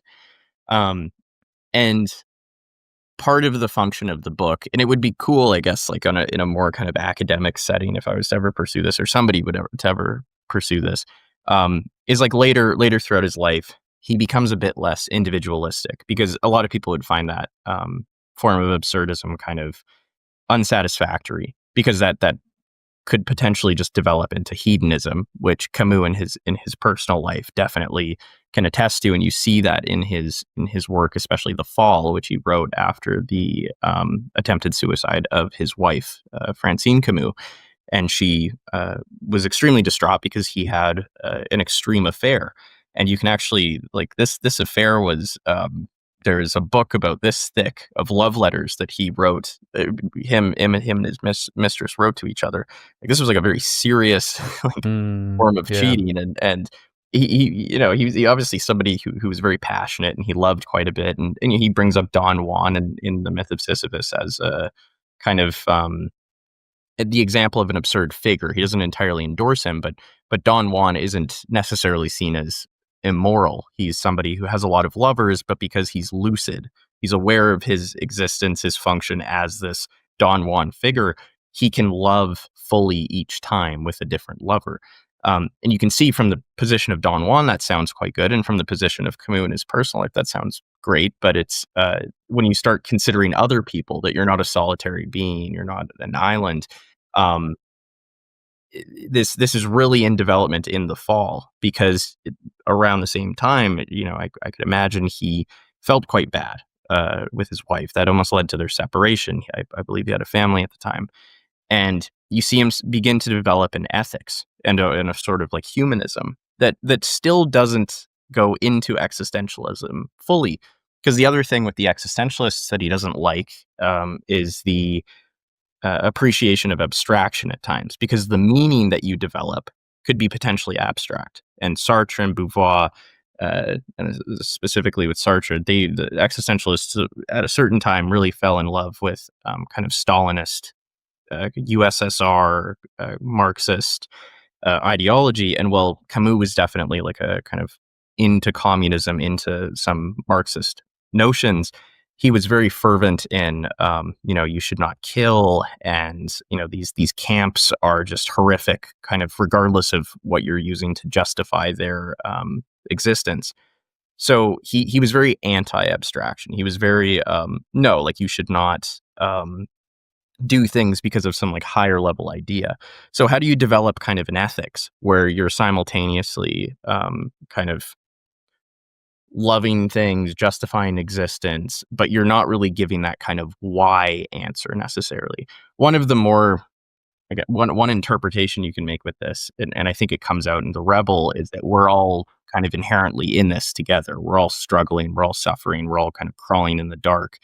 And just that sort of kind of empathy, or that sort of shared struggle in itself is justifiable as a form of compassion, of, why we shouldn't murder and stuff like that. And I think on a smaller level, going back to his personal life, like with his wife, it's like, oh, maybe I shouldn't cause like some sort of undue suffering, and maybe consider other people when I'm doing these things. And this it's interesting because Camus died at a fairly early age, and so I don't really think his system of philosophy fully developed, but he was kind of capturing a philosophy that I felt was very human, and it wasn't really concerned with like metaphysical claims. It was really trying to be on the ground. It was trying to be of the earth. And he had a trip planned to India at a certain point, and I do kind of wonder how much that would have affected his thinking if he did run into some Buddhist thought, Hindu thought, where he is slowly developing this kind of compassionate appreciation and acceptance of suffering and the world, without without like trying to rest it on any sort of abstraction. And it would just be cool if somebody, and I've seen some writings where people talk about like kind of Buddhism and absurdism, and I think Groundhog Day, that movie, is probably one of the best representations. I don't know if you've seen it. With I don't think I have actually. No. It's with Bill Murray, and it's Yeah. he lives the same day over and over and over, like it's like Sisyphus. And it's also the notion of samsara, which is the kind of cycle of suffering, the cycle of the karmic cycle that supposedly enlightenment or nirvana kind of gets you out of. And I've just always been interested in that sort of form of thinking, because I don't think I could ever claim that Camus was the best at forming a full philosophical system. But I totally believe that he was on to something a lot more than I think the existentialists, even though I think all of them contributed substantially to the notion of the existential crisis and how to get out of it. And I would encourage people to just that's like the beauty of this. It's like, just the more you read, the better. As long as you always have kind of an open mind, and you're, like, as I just kind of gave some biographical details alongside the philosophy, like you're also informed of the context of these thinkers too. I think that's what's important. Like, Okay, so let's talk about some of these solutions, and let's try and figure out whether they actually work for people. So we've just talked about Albert Camus contra the existentialists, and you said that these guys are a bunch of people who sort of believe you can create your own meaning. Do you think you can create your own meaning? And what do people even really mean when they say such a thing? You can definitely create your own meaning. Like, this is I mean, I almost feel to a certain degree it's extremely difficult to not do this. I think I read a book recently called Buddha, Socrates, and Us, and he is applying kind of both mindfulness practices, and Socrates is sort of aporia, that state of confusion where you're really just endlessly questioning things until people just don't know what's going on. This is like it's almost like a trained skill that you need to develop in order to not extract meaning from things. And I think in this circumstance, it's helpful and potentially like healing, because it kind of creates that impasse or kind of space where like you don't really know what's going on, and you're kind of aimless. And I think that's maybe kind of the healthy side of the existential crisis, is it frees up your thinking. Things kind of lose inherent meaning. But on the other hand, like trauma, for example, in a lot of clinical settings, that's considered kind of, you're unable to apply meaning to a specific event. And one of the healing properties of therapy, for example, and especially like narrative therapy, written therapy, is you're giving meaning to things. And this is like an important point, is that most of us really require stories or narratives to understand things. I think I'm not a huge fan of a lot of these people, but Peugeot and Peterson, they are emphasizing something that is cognitively relevant, which is we are living in an information age, but we as a species very much rely on narrative structure, because we are semantic. Like, we actually need to make sense of things, and we are constantly just blasted with information and data. And it's like, well, we need to actually know what it means, and we're constantly trying to do that. And I could imagine this causes some burnout and like mental health issues. Is how do you make sense of all this when there's so much conflicting information? There's an abundance of information. I think meaning is as the existentialists and Camus bring up, it's like kind of an innate desire or like drive that we have, is to just try to understand things on some level. And I totally think that we do create meaning if we just mean that in like the kind of sense of humans themselves can create meaning because it's like a cognitive thing, to the extent to which like we're creating meaning in some like metaphysical way where it means something to the universe or to the world, or to if God exists, like if it means something in that sense. I have no idea. I'm definitely like agnostic on that level. Like that's where I just can't.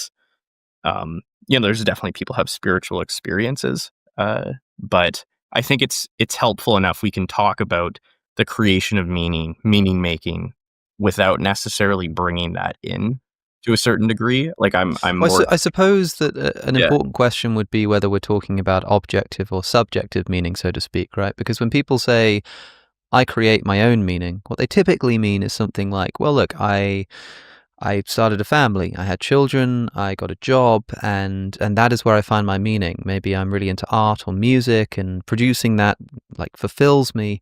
And I think that someone who's having an existential crisis will look at that and say, you're confusing like fulfillment with Mhm. meaning, because you've created all of these things which make you feel warm and fuzzy inside. But the point is that it's completely arbitrary, that the universe does not dictate that you had to do those things, that somehow you were supposed to do those things. You just made it up, right? And if you are capable of literally just making your own meaning, then suppose I said, okay, I use this example sometimes, maybe I decide to take meaning in my life by counting the blades of grass in my front garden every day. And, whenever the wind comes and sweeps some of them away, or someone steps on it, I have to start all over again. And I just decide that is I need something to do, and that's what I'm going to choose to do. And so my life is now meaningful. The subjectivist would say, yeah, okay, you've chosen your own meaning and you're pursuing it. But it would seem absurd to say that person's life is as meaningful as someone who spends their life dedicated to charity, or alleviating suffering, or trying to be the first society on Mars or something like that. It seems Mhm. very strange. And I think people will want to resist that implication. And the two options you're left with is either to say, well, actually, there is some kind of standard which is outside of just what we invent, which gives one of those things more meaning than the other. Or you're committed to saying, well, because there is no such standard and the universe doesn't tell you what to do, kind of none of it is meaningful, and it's all just, a massive cope. Mhm. We just come up with stuff to make ourselves feel better, but to use the word meaning or purpose would be a bit of a mistake there. So I think that's the observation that somebody has, that, okay, you can create your own meaning, but it's totally subjective and arbitrary, right?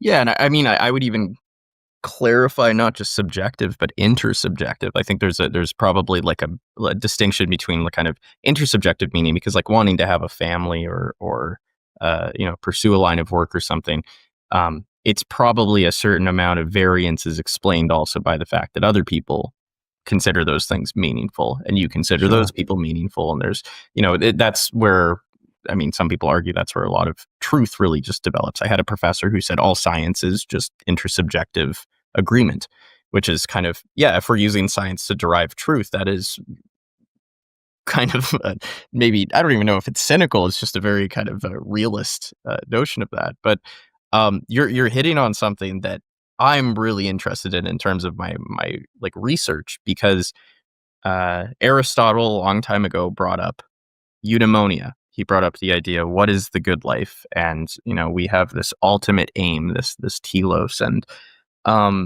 this can be flipped. Like, I think Camus does it. He flips it in the same way Aristotle is making the argument of, like, what are we supposed to do? Camus is saying that just in darker words with, why shouldn't we kill ourselves. Like it's just a bit more extreme. I think when the French get a hold of these things, they make them a bit a bit more, drastic. But it's interesting because psychologists generally are pretty decent at measuring subjective well-being, of measuring kind of affective states of well-being, of if somebody has like an ice cream, or if somebody gets into a good relationship. Like, you see kind of consistent predictors and indicators of hedonic functioning, at least. Like, people are pretty good at saying, I feel good. But and this usually coincides with greater kind of material safety, kind of physiological safety, and comforts, basically. This is kind of taken to the extreme in like Aldous Huxley's Brave New World, where people can just have like a pill where they're basically always feeling good on some level. But I think that this is brought up a lot, especially nowadays, is like, that's not enough. Like, there needs to be some other sort of well-being that we're aiming for. Like, yes, maybe the purpose of life is happiness, but it's not just this affective happiness. It's meaning, perhaps. There's something meaningful about it. And this is where we get into huge issues, because yes, psychology, on some level, you can just ask for a self-report of, are you happy or not? And people can answer that fairly reliably. But if somebody says, it's very meaningful that I count blades of grass, it's like, that might not generalize to the population, but also, who are we to say that that's not true? How do you actually measure this? What is meaning? What does it mean for somebody to live a meaningful or good life in the sort of Aristotelian sense of like eudaimonia? And that's developed this entire field of research in eudaimonic well-being, because I think they're still uncomfortable with saying that they're measuring eudaimonia, because that's kind of a nebulous philosophical concept. But eudaimonic well-being is supposed to capture the stuff that hedonic well-being doesn't quite get at. And I work in like specifically it's like self-determination theory, and they've done a fairly good job, I would say, at universalizing the kind of three basic psychological needs, in the same way that like Maslow brought in like the basic physiological needs of like shelter, food, water, and then he kind of talks about these psychological needs. You go further up. They also introduce kind of these three needs that seemingly across cultures, although cultures will differ in terms of how much they kind of prioritize one or the other. Generally, people need to feel a sense of autonomy so they can endorse their own behavior. They need a sense of relatedness. So that's the need to belong, a need to feel included, to feel valued, connected, and a sense of competence where they feel mastery at something. And so that is like kind of an objectivist argument for eudaimonia, for eudaimonic well-being, that there are some nutrients we've discovered where we can go, this person is living, regardless of their self-report, in terms of, are they living a meaningful life or a good life, we can say like, oh, this person is like measuring high on eudaimonic well-being. But then a lot of philosophers have criticized this, because it's completely leaving out the subjectivist approach, like what you're bringing up, which is the grass, especially. Although, I mean, usually what they use is kind of extreme versions of like, what if a white supremacist, technically they're endorsing their own behavior of white supremacy, of going to rallies. They feel a sense of belonging when they are, fighting for their bloodline, and, a sense of competence when they're making like the picket signs or whatever. I don't know exactly what a lot of these people do, but to apply those basic needs, who's to say that they aren't feeling some sense of satisfaction? What I'm interested in is looking at the subjective, and trying to unify this model of like more of an objective approach. So I always think of it as like, people are like plants, and it's like a flower, for example. It needs water, soil, sunlight. Similarly, this model of eudaimonia identifies kind of basic nutrients that everyone seemingly needs. So autonomy, relatedness, competence. And then, as Aristotle argued with eudaimonia, is that it's not just feeling it's not that you're doing good things, you're also feeling good. There's some pleasant sensations. And just so, to be clear, you said eudaimonia a few times. Can you just define what that means? Yes. So eudaimonia is it's a sense, or it's to use Aristotle's traditional term, it is the pursuit of excellence, arete, with the there's usually some civic or social consciousness involved. There is the feeling of kind of pleasant experiences, pleasant states. He usually includes friendship in there. He has very kind of specific ideas, but broadly, what a lot of psychologists and philosophers operate on is this definition of like you are living excellently, like you are living with some level of excellence, because he feels like this is a sort of fulfilling and flourishing of human potentiality. And he was more objectivist. Like he literally in the Nicomachean Ethics writes down point blank the kind of exact amount, the golden mean of courage you should be exhibiting, the golden mean of humility and so forth. Like he really doesn't care too much about like what people individually want. And he very much, because of the time, restricts it mostly to like men and also specifically philosophers, because these people are going to kind of have the most material comforts and the best sort of social acclaim. Although broadly, he says, most people could experience some sort of eudaimonia or happiness. So does that kind of clear? Yeah, I think so. I think people might just hear the phrase and either not have heard of it, or maybe they've heard of it but don't quite know what it means. But Aristotle, of course, believes that there is another word used, a telos, a sort of end, a natural goal, let's say, to human life that was literally just like built into the person. It's not something that you sort of choose or that you fancy. It's like there is an actual purpose to human life in the sense that there is something human beings tend towards, and that the sort of fulfillment of that end is what being a human is for, and that end is eudaimonia. Some people translate it as like pleasure, but as in any case, when the word pleasure comes up in philosophy, it's not like hedonism. It's not like the pleasure you get from partying. It's like the deeply fulfilling pleasure of genuine goodness and excellence, as it were. It's quite difficult to define always, of course. Yeah, well, actually, I think worth just flagging. No, and I mean that's actually a good just because to specify, it's a lot of eudaimonic psychology now. It does consider pleasure or pleasant feelings, or like they're kind of byproducts of living this life, and you usually see that. I mean, there was like I think one study by like Huda and DC where people pursuing goals with the idea in mind that they want to enhance their happiness tended to not actually experience as much happiness as people pursuing meaningful goals, which were goals that were kind of unrelated to the outcome of the affective state. And they were more related to just like doing the thing itself. Usually like the process or the activity itself is intrinsically satisfying. So there's that's kind of where I was going, is like if you have these kind of more objective nutrients where regardless of any flower, it's going to need water, light, soil. There's kind of this byproduct of it growing, which I always consider, in the same way, if we give people those things broadly, they're going to be happy. Like we can generally say that. That's what a lot of this research has shown. If you take care of a plant, it's going to kind of emit a nice odor. So I always think of the hedonic byproducts or the happiness as almost kind of like it smells nice, but that's like not really, it's fleeting. It's not really enough. But a lot of people, that's what they're looking for all the time. They're looking for hedonic pursuits, and that's where you see a lot of like addiction, for example, and kind of you can argue consumerism.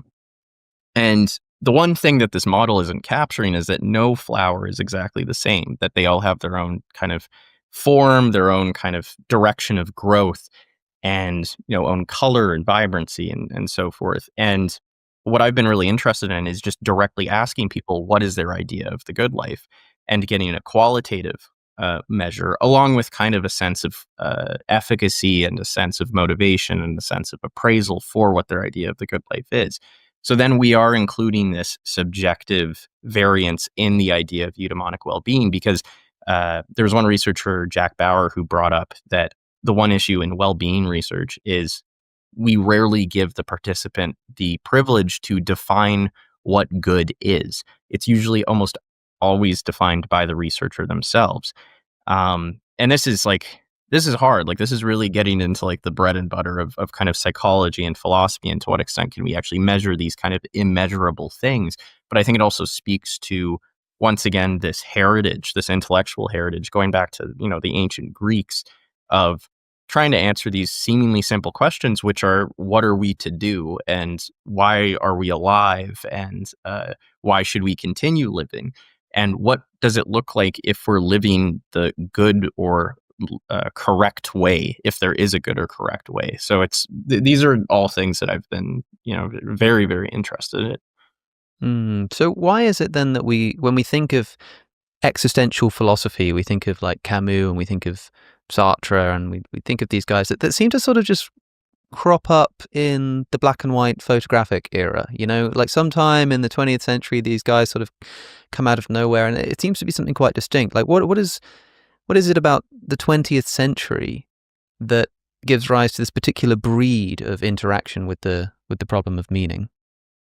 I mean, I think the 20th century was especially, you see it a bit before and even afterwards. This is definitely a social trend, but the championing of authenticity, of this kind of romantic endorsement of like the essential self, that you need to pursue things your own way. And I bring it up in the book that there's kind of this different machinery of identity making throughout history, starting with kind of Lionel Trilling's notion of sincerity. For a long time, people weren't really having these existential crises. To use the Buddha as an example again, you can use a lot of religious figures as an example of this. They're usually rare people that they kind of went, why am I doing this? Because most of the people back then were fairly maybe not entirely conscious of level of agency and even like the notion of free will. There's kind of a controversial, I don't know if you're familiar with like Julius Jaynes, like the notion that free will is like actually a fairly contemporary concept. And when you look back to ancient Greek literature and like the Homeric texts, when people are thinking, when they're referring to kind of like these like hearing voices and reflecting, it sounds like a lot of the time it's almost like the gods are communicating with them. And so this author's argument is that kind of our inner worlds back then would have been characterized by, we would have thought that this was actually coming from the outside on some level. There was not really much of an inner agent. And you see this, I don't know how much I totally agree with that, but I will say, like, after Christianity, the notion of free will and that, there is a right or wrong way to operate, and you're kind of given this privilege of deciding, ethically what to do, became a lot more popular. And this, I think, was in tension with this notion of sincerity for a while, which is that you are born into a position, into a role, and that is who you are, and that's who you're going to be. If your dad was a farmer, you're going to be a farmer, for example. It's the sort of unquestioning. But around like the 18th, 19th, and 20th century, you do see like the era of Romanticism. You see, Nietzsche starts really criticizing any sort of established truths. Kierkegaard really, really emphasizes subjectivity and this like romantic notion of like the person kind of doing their own thing and prizing their own subjective experiences. I think the existentialists, this is maybe a bit of conjecture, but a lot of them really liked the U.S. and not because they thought the U.S. was this like amazing, beautiful country necessarily. They thought it was kind of like a hilarious representation of a lot of like the things that they found abhorrent with the bourgeois values and the sort of elitism of these passed down customs and so forth. And going to America, like a lot of them really liked jazz culture. They really liked fast food, dirty movies. And I do think because the US is very much like the American Revolution was primed on this real authenticity as a nation of like, this is who we are. And to this day they have one of the most long-standing constitutions. They are a country of individualism, I could argue, compared to maybe a lot of other countries. And I think them meshing with existentialism at this time of increased authenticity, which is the notion of you have an essential self, and sincerity is kind of this more conservative, ancient thing that is incorrect in some way. You should follow your heart, for example. I think that really projected the existentialist aesthetic. And I mean, it's a cool aesthetic. Like, you're in a trench coat, you're smoking cigarettes, there's jazz music. They were kind of edgy. And I think, like, you see young people especially really endorsing that. Like, they think that I mean, it is cool. It's a cool looking, like, philosophy. It's one of the, I mean, there's not a lot of people that want to, look like Immanuel Kant or Hegel. It's like, they're kind of, their marketing is also just a lot better, and it's like more rebellious, more captivating. But one of the things that is associated with the rebellious child is a sort of lack of understanding and utopian spirit. Like when the parents say, you've got to follow the rules, and the kid says, well, I don't want to, and they go and they smoke and they drink, and there's like a prodigal son moment of return, and they're like, oh gosh, yeah, that was a terrible idea. Can we see the traditions of Sartre and particularly Camus in a similar kind of way, where there are these systems that they reject and they say, no, we're just going to sort of protest against all of this.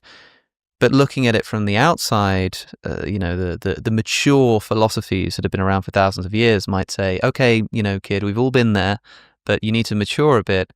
Because, like, I suppose what I really want to get at is, does the solution work? I mean, you've talked about some of the ways that Camus sort of disagreed with existentialism, and we've talked a little bit about why creating your own meaning is a bit weird, and Camus agreed with that. But he writes this text, The Myth of Sisyphus, and we haven't yet explained, who Sisyphus was or why his name is invoked, but people will probably be vaguely familiar. And the purpose of writing this, I suppose, is to give people almost a kind of consolation. A lot of people find the myth of Sisyphus quite comforting, and I think the reason for that is it famously opens by just saying there is but one serious philosophical problem, and that is suicide. Just tackling head on this thing that a lot of people maybe thought, I didn't realize people talked about it so bluntly. And by the end of the book, you get this famous declaration that one must imagine Sisyphus happy, and I can sort of tell that narrative, but why is it that that's supposed to help anyone? Like, what is it that's going on with Sisyphus? Why do we imagine him happy? If we do imagine him happy, is he essentially just like deluded? Is it a massive cope? And how is it supposed to help anyone? What is Albert Camus' solution to the problems that we've been discussing, in other words? Yeah, that's a very good question. And I think, like, just to, at the very start, you were talking about kind of this is authenticity naive, and that's very much like, I'm kind of borrowing from Muller and D'Ambrosio's work on prophelicity, where they argue that there's kind of a new identity sort of building thing that's really just based off of like exhibition value and profiles, and authenticity has now kind of gone the way of the dodo. Even if we still feel like the essential self is important, and there's a lot of psychology research that shows that authenticity is really hard to capture, and it's a signal of social desirability. It's not, which is ironic, but it's usually people, they think something is authentic when it happens to coincide with kind of being cool. So it's maybe not really reflecting an authentic self, but that's just like a digression. Camus, in his Myth of Sisyphus, I think partially why I like appreciated it and also grappled with it is because I was never fully satisfied by it. And I think, like, at certain times in my life, I would be like, oh no, this actually makes a lot of sense. But then other times it does seem like a cope. Now, Camus says Sisyphus, one of the most important things is that he is not deluded. He has lucid awareness, that this sort of rebellion through embracing your suffering, your circumstances, involves like literally lucidity. That is, he evokes that word quite often. You are completely conscious of what's going on. And I think there's two things here. One of them, I think he's really invoking a sort of kind of mindfulness, or he was hugely influenced by Simone Weil, who was kind of a mystic existentialist, like proto-existentialist. She really believed in attention. Attention almost had spiritual qualities to it, of you are really directing all of your sort of cognitive energy and efforts to this one thing, and you kind of become this one thing. And you almost see kind of a phenomenological, this beautiful writing on kind of consciousness and the embodied self. And that, I mean, he talks about it. Sisyphus becomes the rock, he becomes the mountain, he becomes all of the world that he's inhabiting.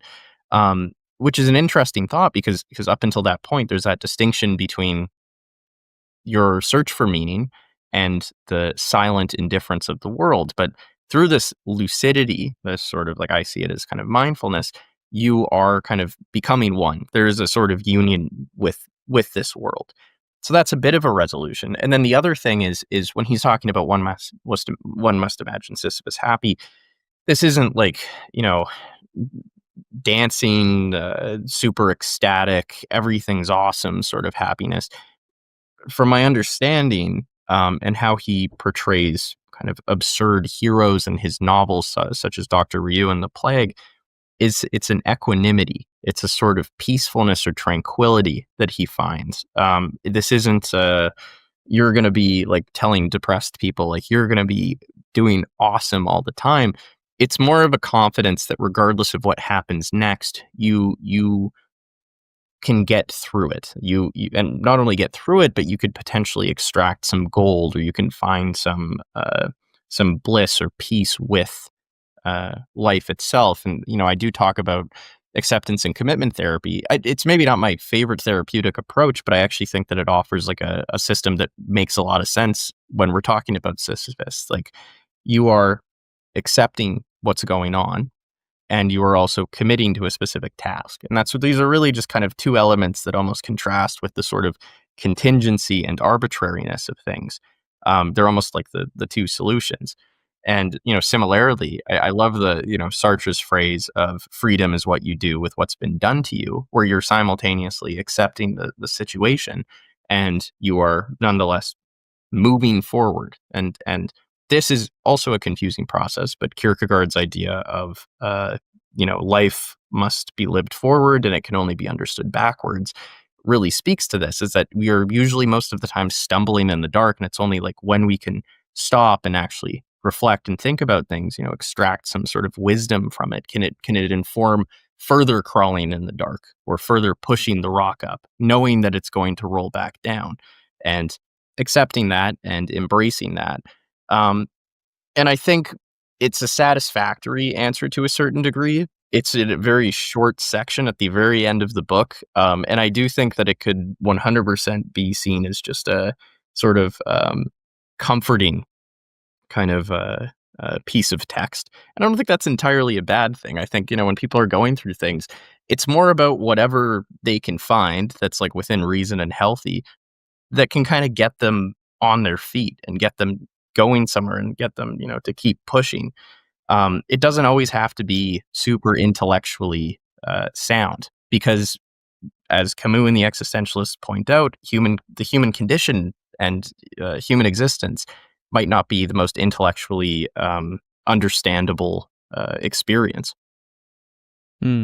Okay, so now Camus is talking about this Sisyphus character who is condemned to push a rock up a mountain for eternity, and when he gets to the top of the mountain, it falls back down again, and he has to push it up again, and this goes on forever. And there's a kind of brutal meaninglessness of this task. And Camus is trying to compare this to the brutal meaninglessness of our everyday reality.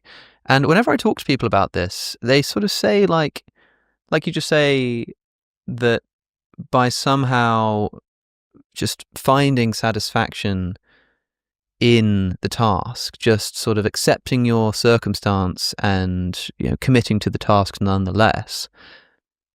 I suppose when someone comes to this, they're kind of asking how to do that. It seems as if somebody's saying to Camus, I've found myself in this situation. How can I just accept this? How can I get on with my life? And Camus says, well, what I would recommend is that you sort of accept your situation and then just get on with your life anyway. And it feels like there's not much of like a mechanism, because that's the very problem is I can kind of imagine, Sisyphus happy, but I sort of say like, well, good for him. I'm glad I could do that. But, if it were that easy, in other words, wouldn't we all just sort of choose to be happy in the same way? Like, what is there much more that Camus can offer in terms of a mechanism of like how to get there? No, like Camus was not a very thorough like writer when it came to giving practical advice or anything like that. And I do think like his characters that he uses in his novels, they like I always think of Dr. Ryu as a great example. In The Plague, like there is uh, uh, a plague befalls this small town, and there's a doctor, and it just looks like things are just getting worse and worse, and they kind of just do. And the book even ends with it kind of saying that there's just going to be another plague. It's very Sisyphean, like it's which is the life of a doctor, which is you're gonna keep Mm-hmm. combating this illness and trying to save people and so forth. And he's really a character where he's atheistic. He doesn't have any sort of real abstract attachments to anything. So he's a real like a Camus kind of stand-in almost. Um, but he really is just doing the right thing. And this is like a almost a bit of a like a it's an ethical argument. It goes back to some religions where if you're doing the right thing, if you have some sort of ethical virtue, which is usually you're extracting meaning, like what's usually referred to as like autotelic kind of feelings from an experience. There's an intrinsic feeling there.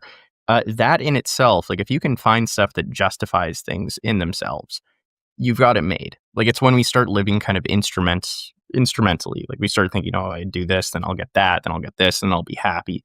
This is more often than not really, really draining because, like I think we've brought it up a few times, examples where a person's life is just instrumental, where I'll do this and I'll do that and I'll do this and that.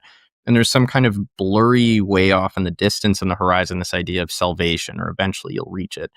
Um, I think what Camus is really challenging is no, it's better to cultivate this mindset of the here and now.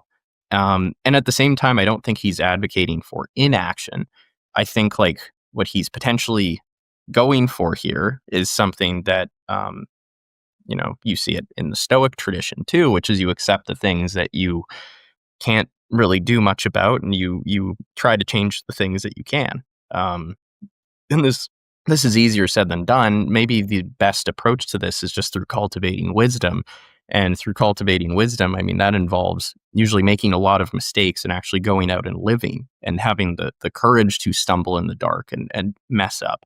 But this is something like in therapy that we struggle with a lot is a client comes to you and, if they're in an abusive relationship or they've had some significant trauma, we cannot do anything with regards to that specific situation within reason. There are, ethical things where if it's really, really awful, then you can call like an emergency line. But yes, I think like trauma is a good example. Like that's something that happened in the past, and you can't change what has happened to somebody in the past.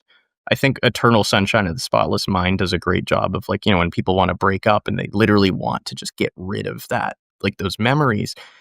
And the tragedy of that, it just seems like it will just always come up no matter what. Mm. And it's teaching the person not to get over it. I think that's the worst thing you can tell somebody, especially if they have trauma, but to teach them how to live with it, to nonetheless pursue their life despite this happening, and maybe even extract some sort of growth or meaning from it. And there's like the concept of post-traumatic growth that I think is still a bit nebulous in terms of like research, but I think it's like it's an important thing to bring up, at least in this discussion.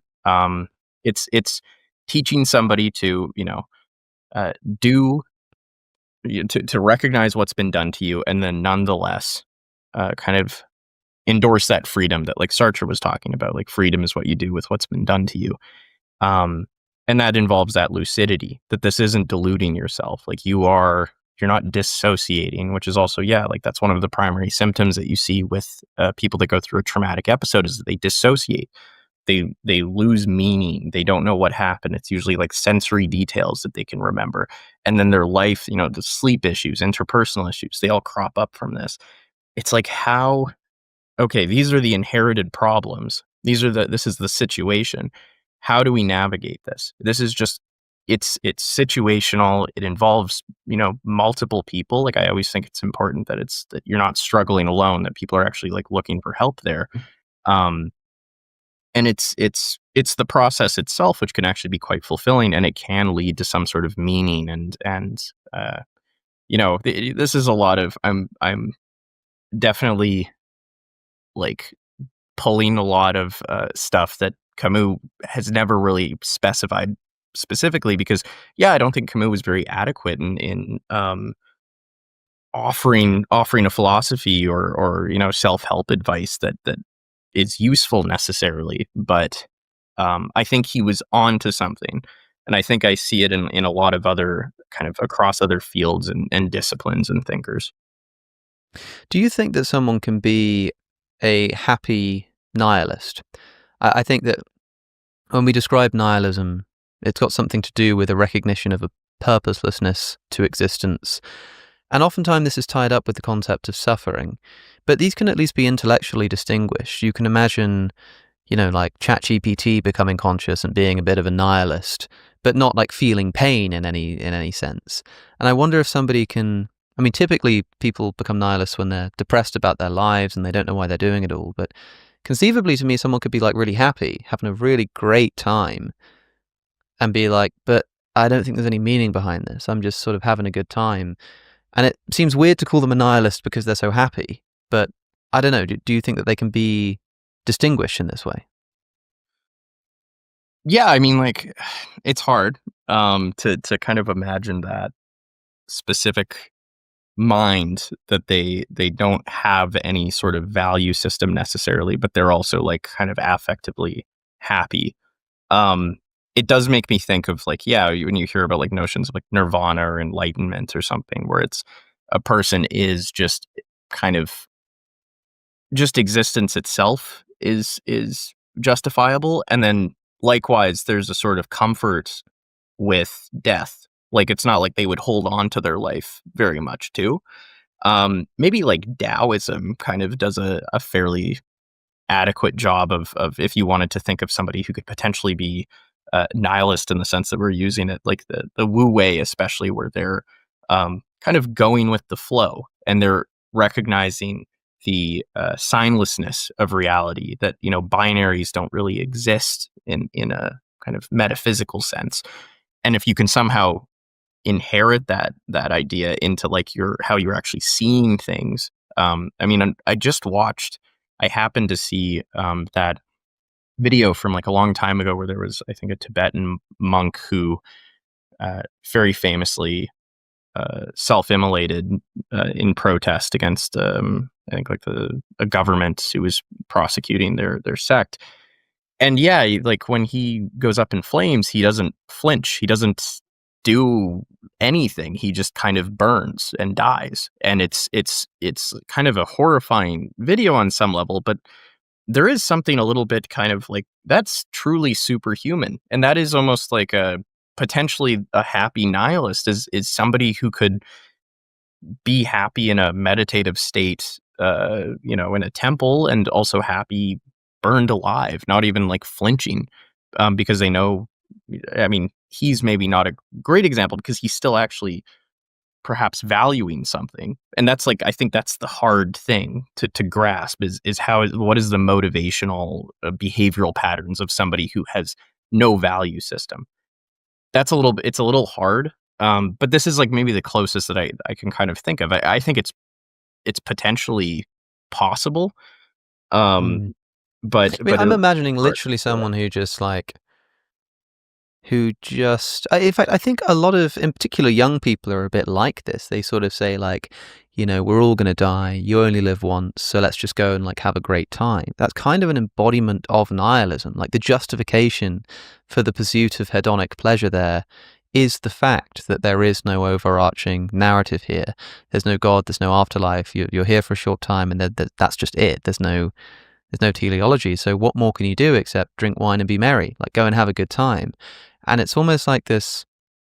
It's almost like if you're depressed, it can motivate you into nihilism. But if you're a nihilist, it can motivate you into just pursuing pleasure. And at least that won't probably bring like long-term fulfillment, but someone can be happy doing that. Because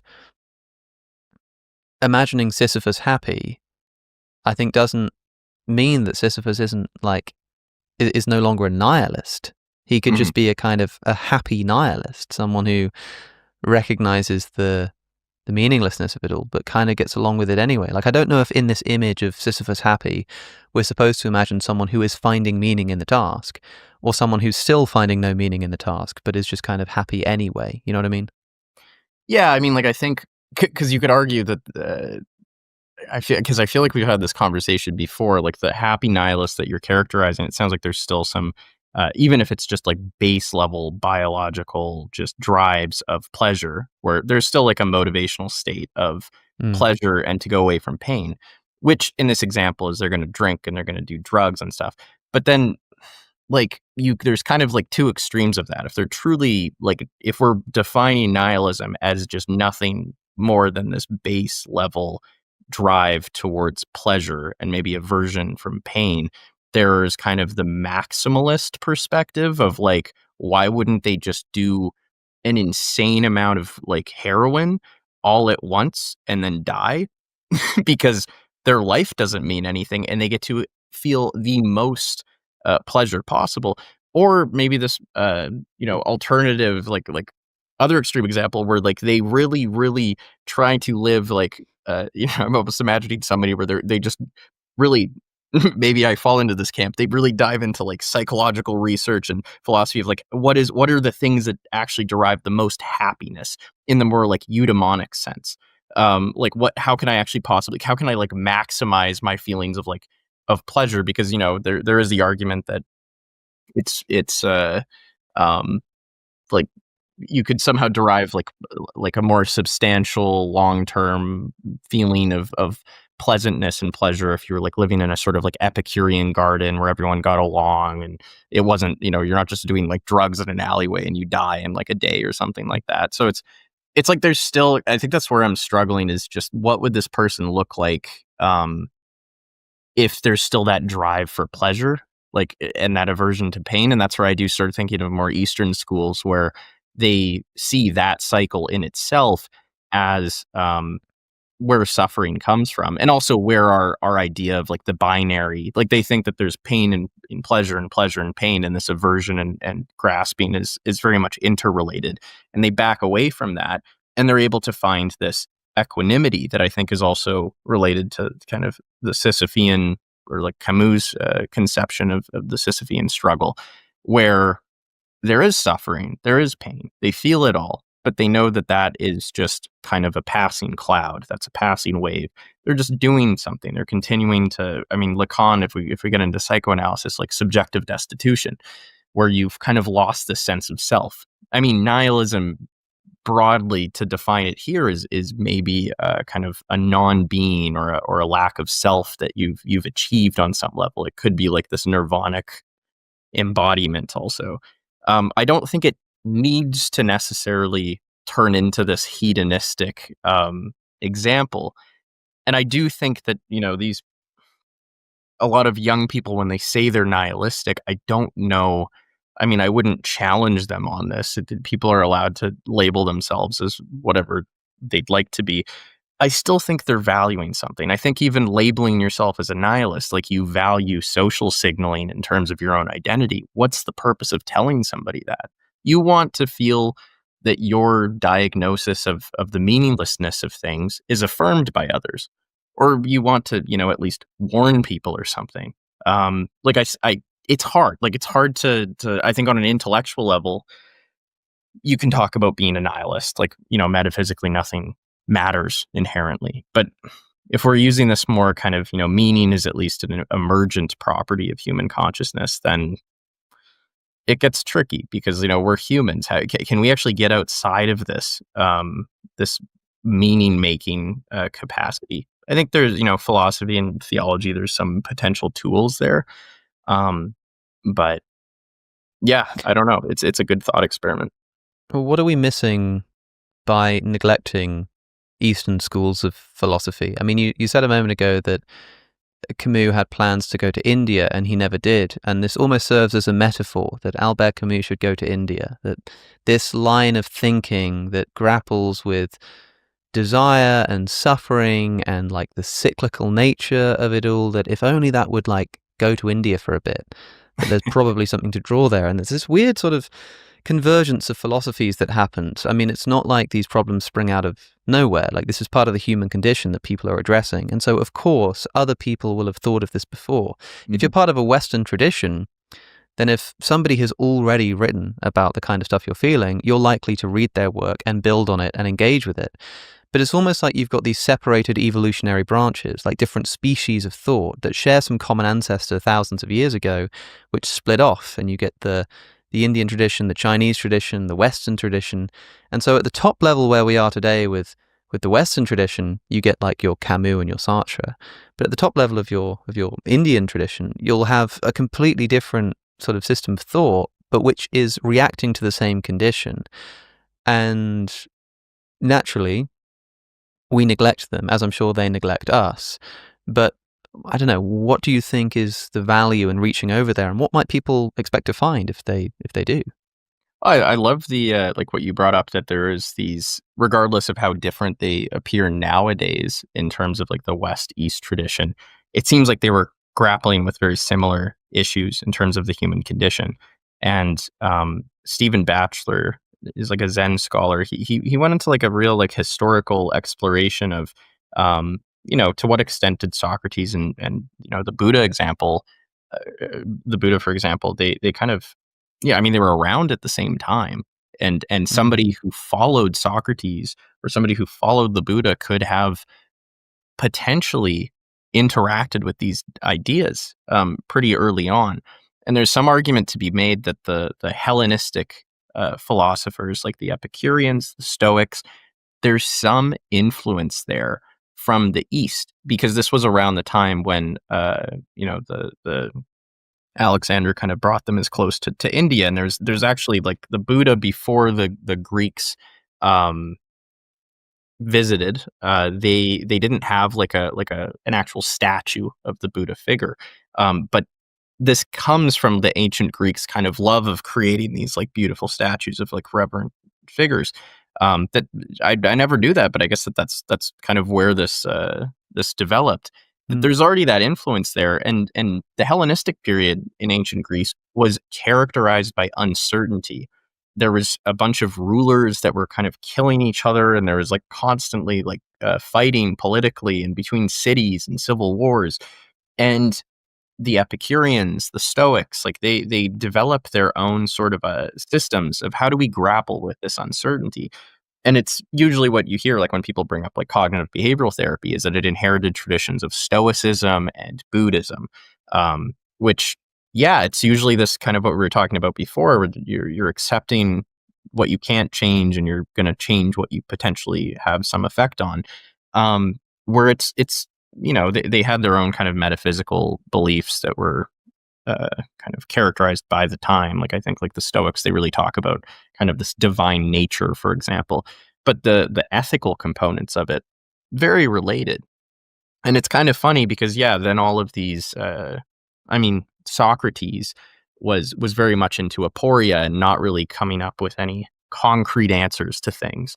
But Plato and the Neoplatonists, they really started to believe in this sort of like there's a more real reality, and like we really need to rationalize things. And they did start kind of creating this they laid the groundwork for like idealism, transcendental idealism, and like Kant's idea of these like inherited cognitive capacities that inform our ethics and everything. And I mean, like, you could make the argument that that's where we maybe lost the plot if you're an Eastern philosopher, where it's like, this is too much. And Cartesian dualism, it's like a very like clean example of like, there is the spirit and then there is like the physical world. And then they interact through, I think he said it was the pituitary gland or something. And it's just like, what are we doing? This is kind of maybe getting a bit too, obviously these thinkers brought a lot of amazing things to the table, but just in terms of like trying to figure out the good life and what meaning is, what value is, there's something I think useful about the non-binary kind of endorsement of things like emptiness, signlessness, the selflessness of the more Eastern traditions, and the kind of notion of interbeing, of relatedness, and maybe less of an endorsement of individualism and authenticity. I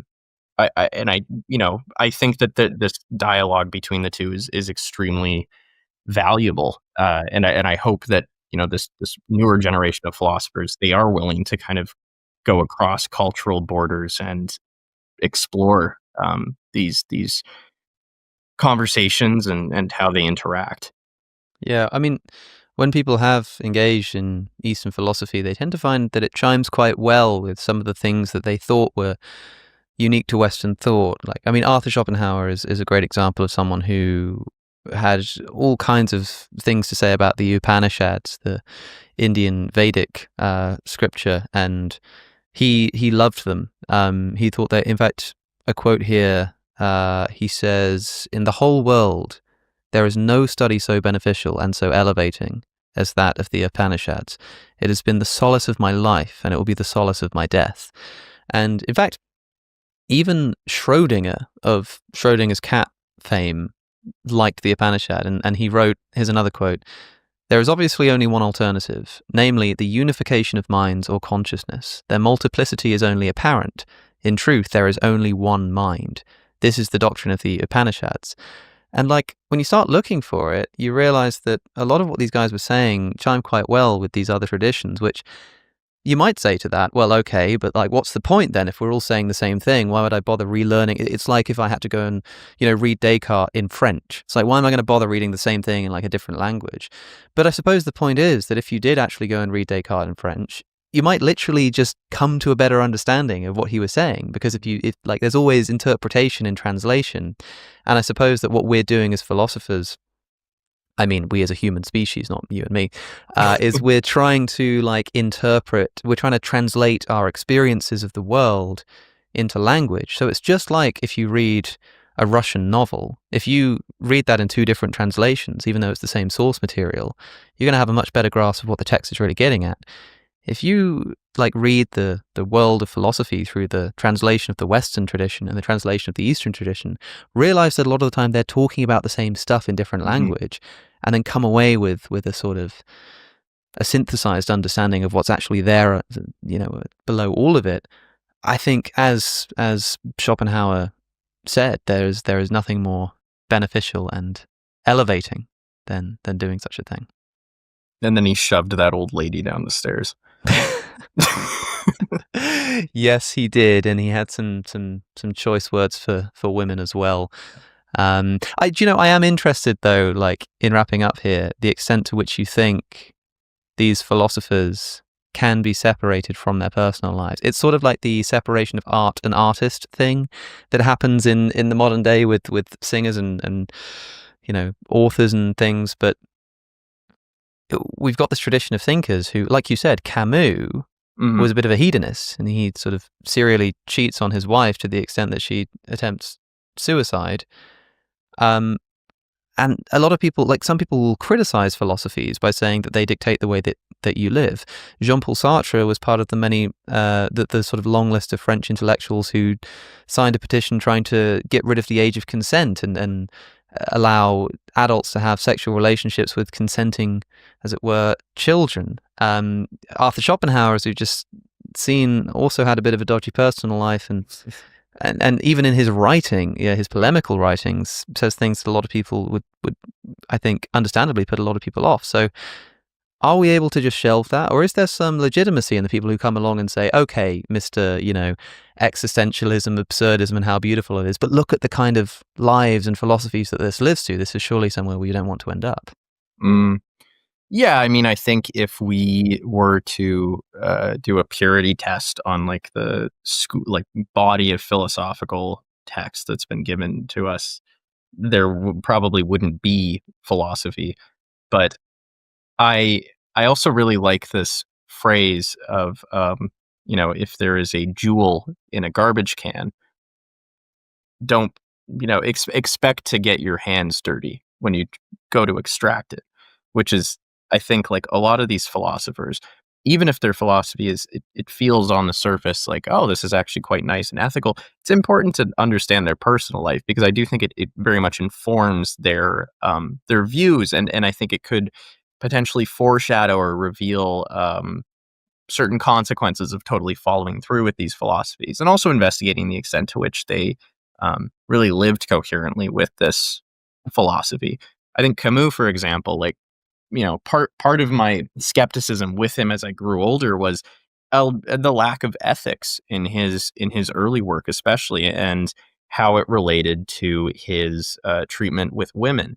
Like, I think that that's something where you could, if you really embrace absurdism, it's not too far of a leap to embrace hedonism, which is not too far of a leap to be kind of an asshole and, sleep around a lot. And and even like Camus and Sartre, how he would talk about other people, it's like hell is other people, and it was like this awful kind of this situation, and human relationships were kind of like gross. And he had, in his own life, he was reported to be quite insecure about how he looked.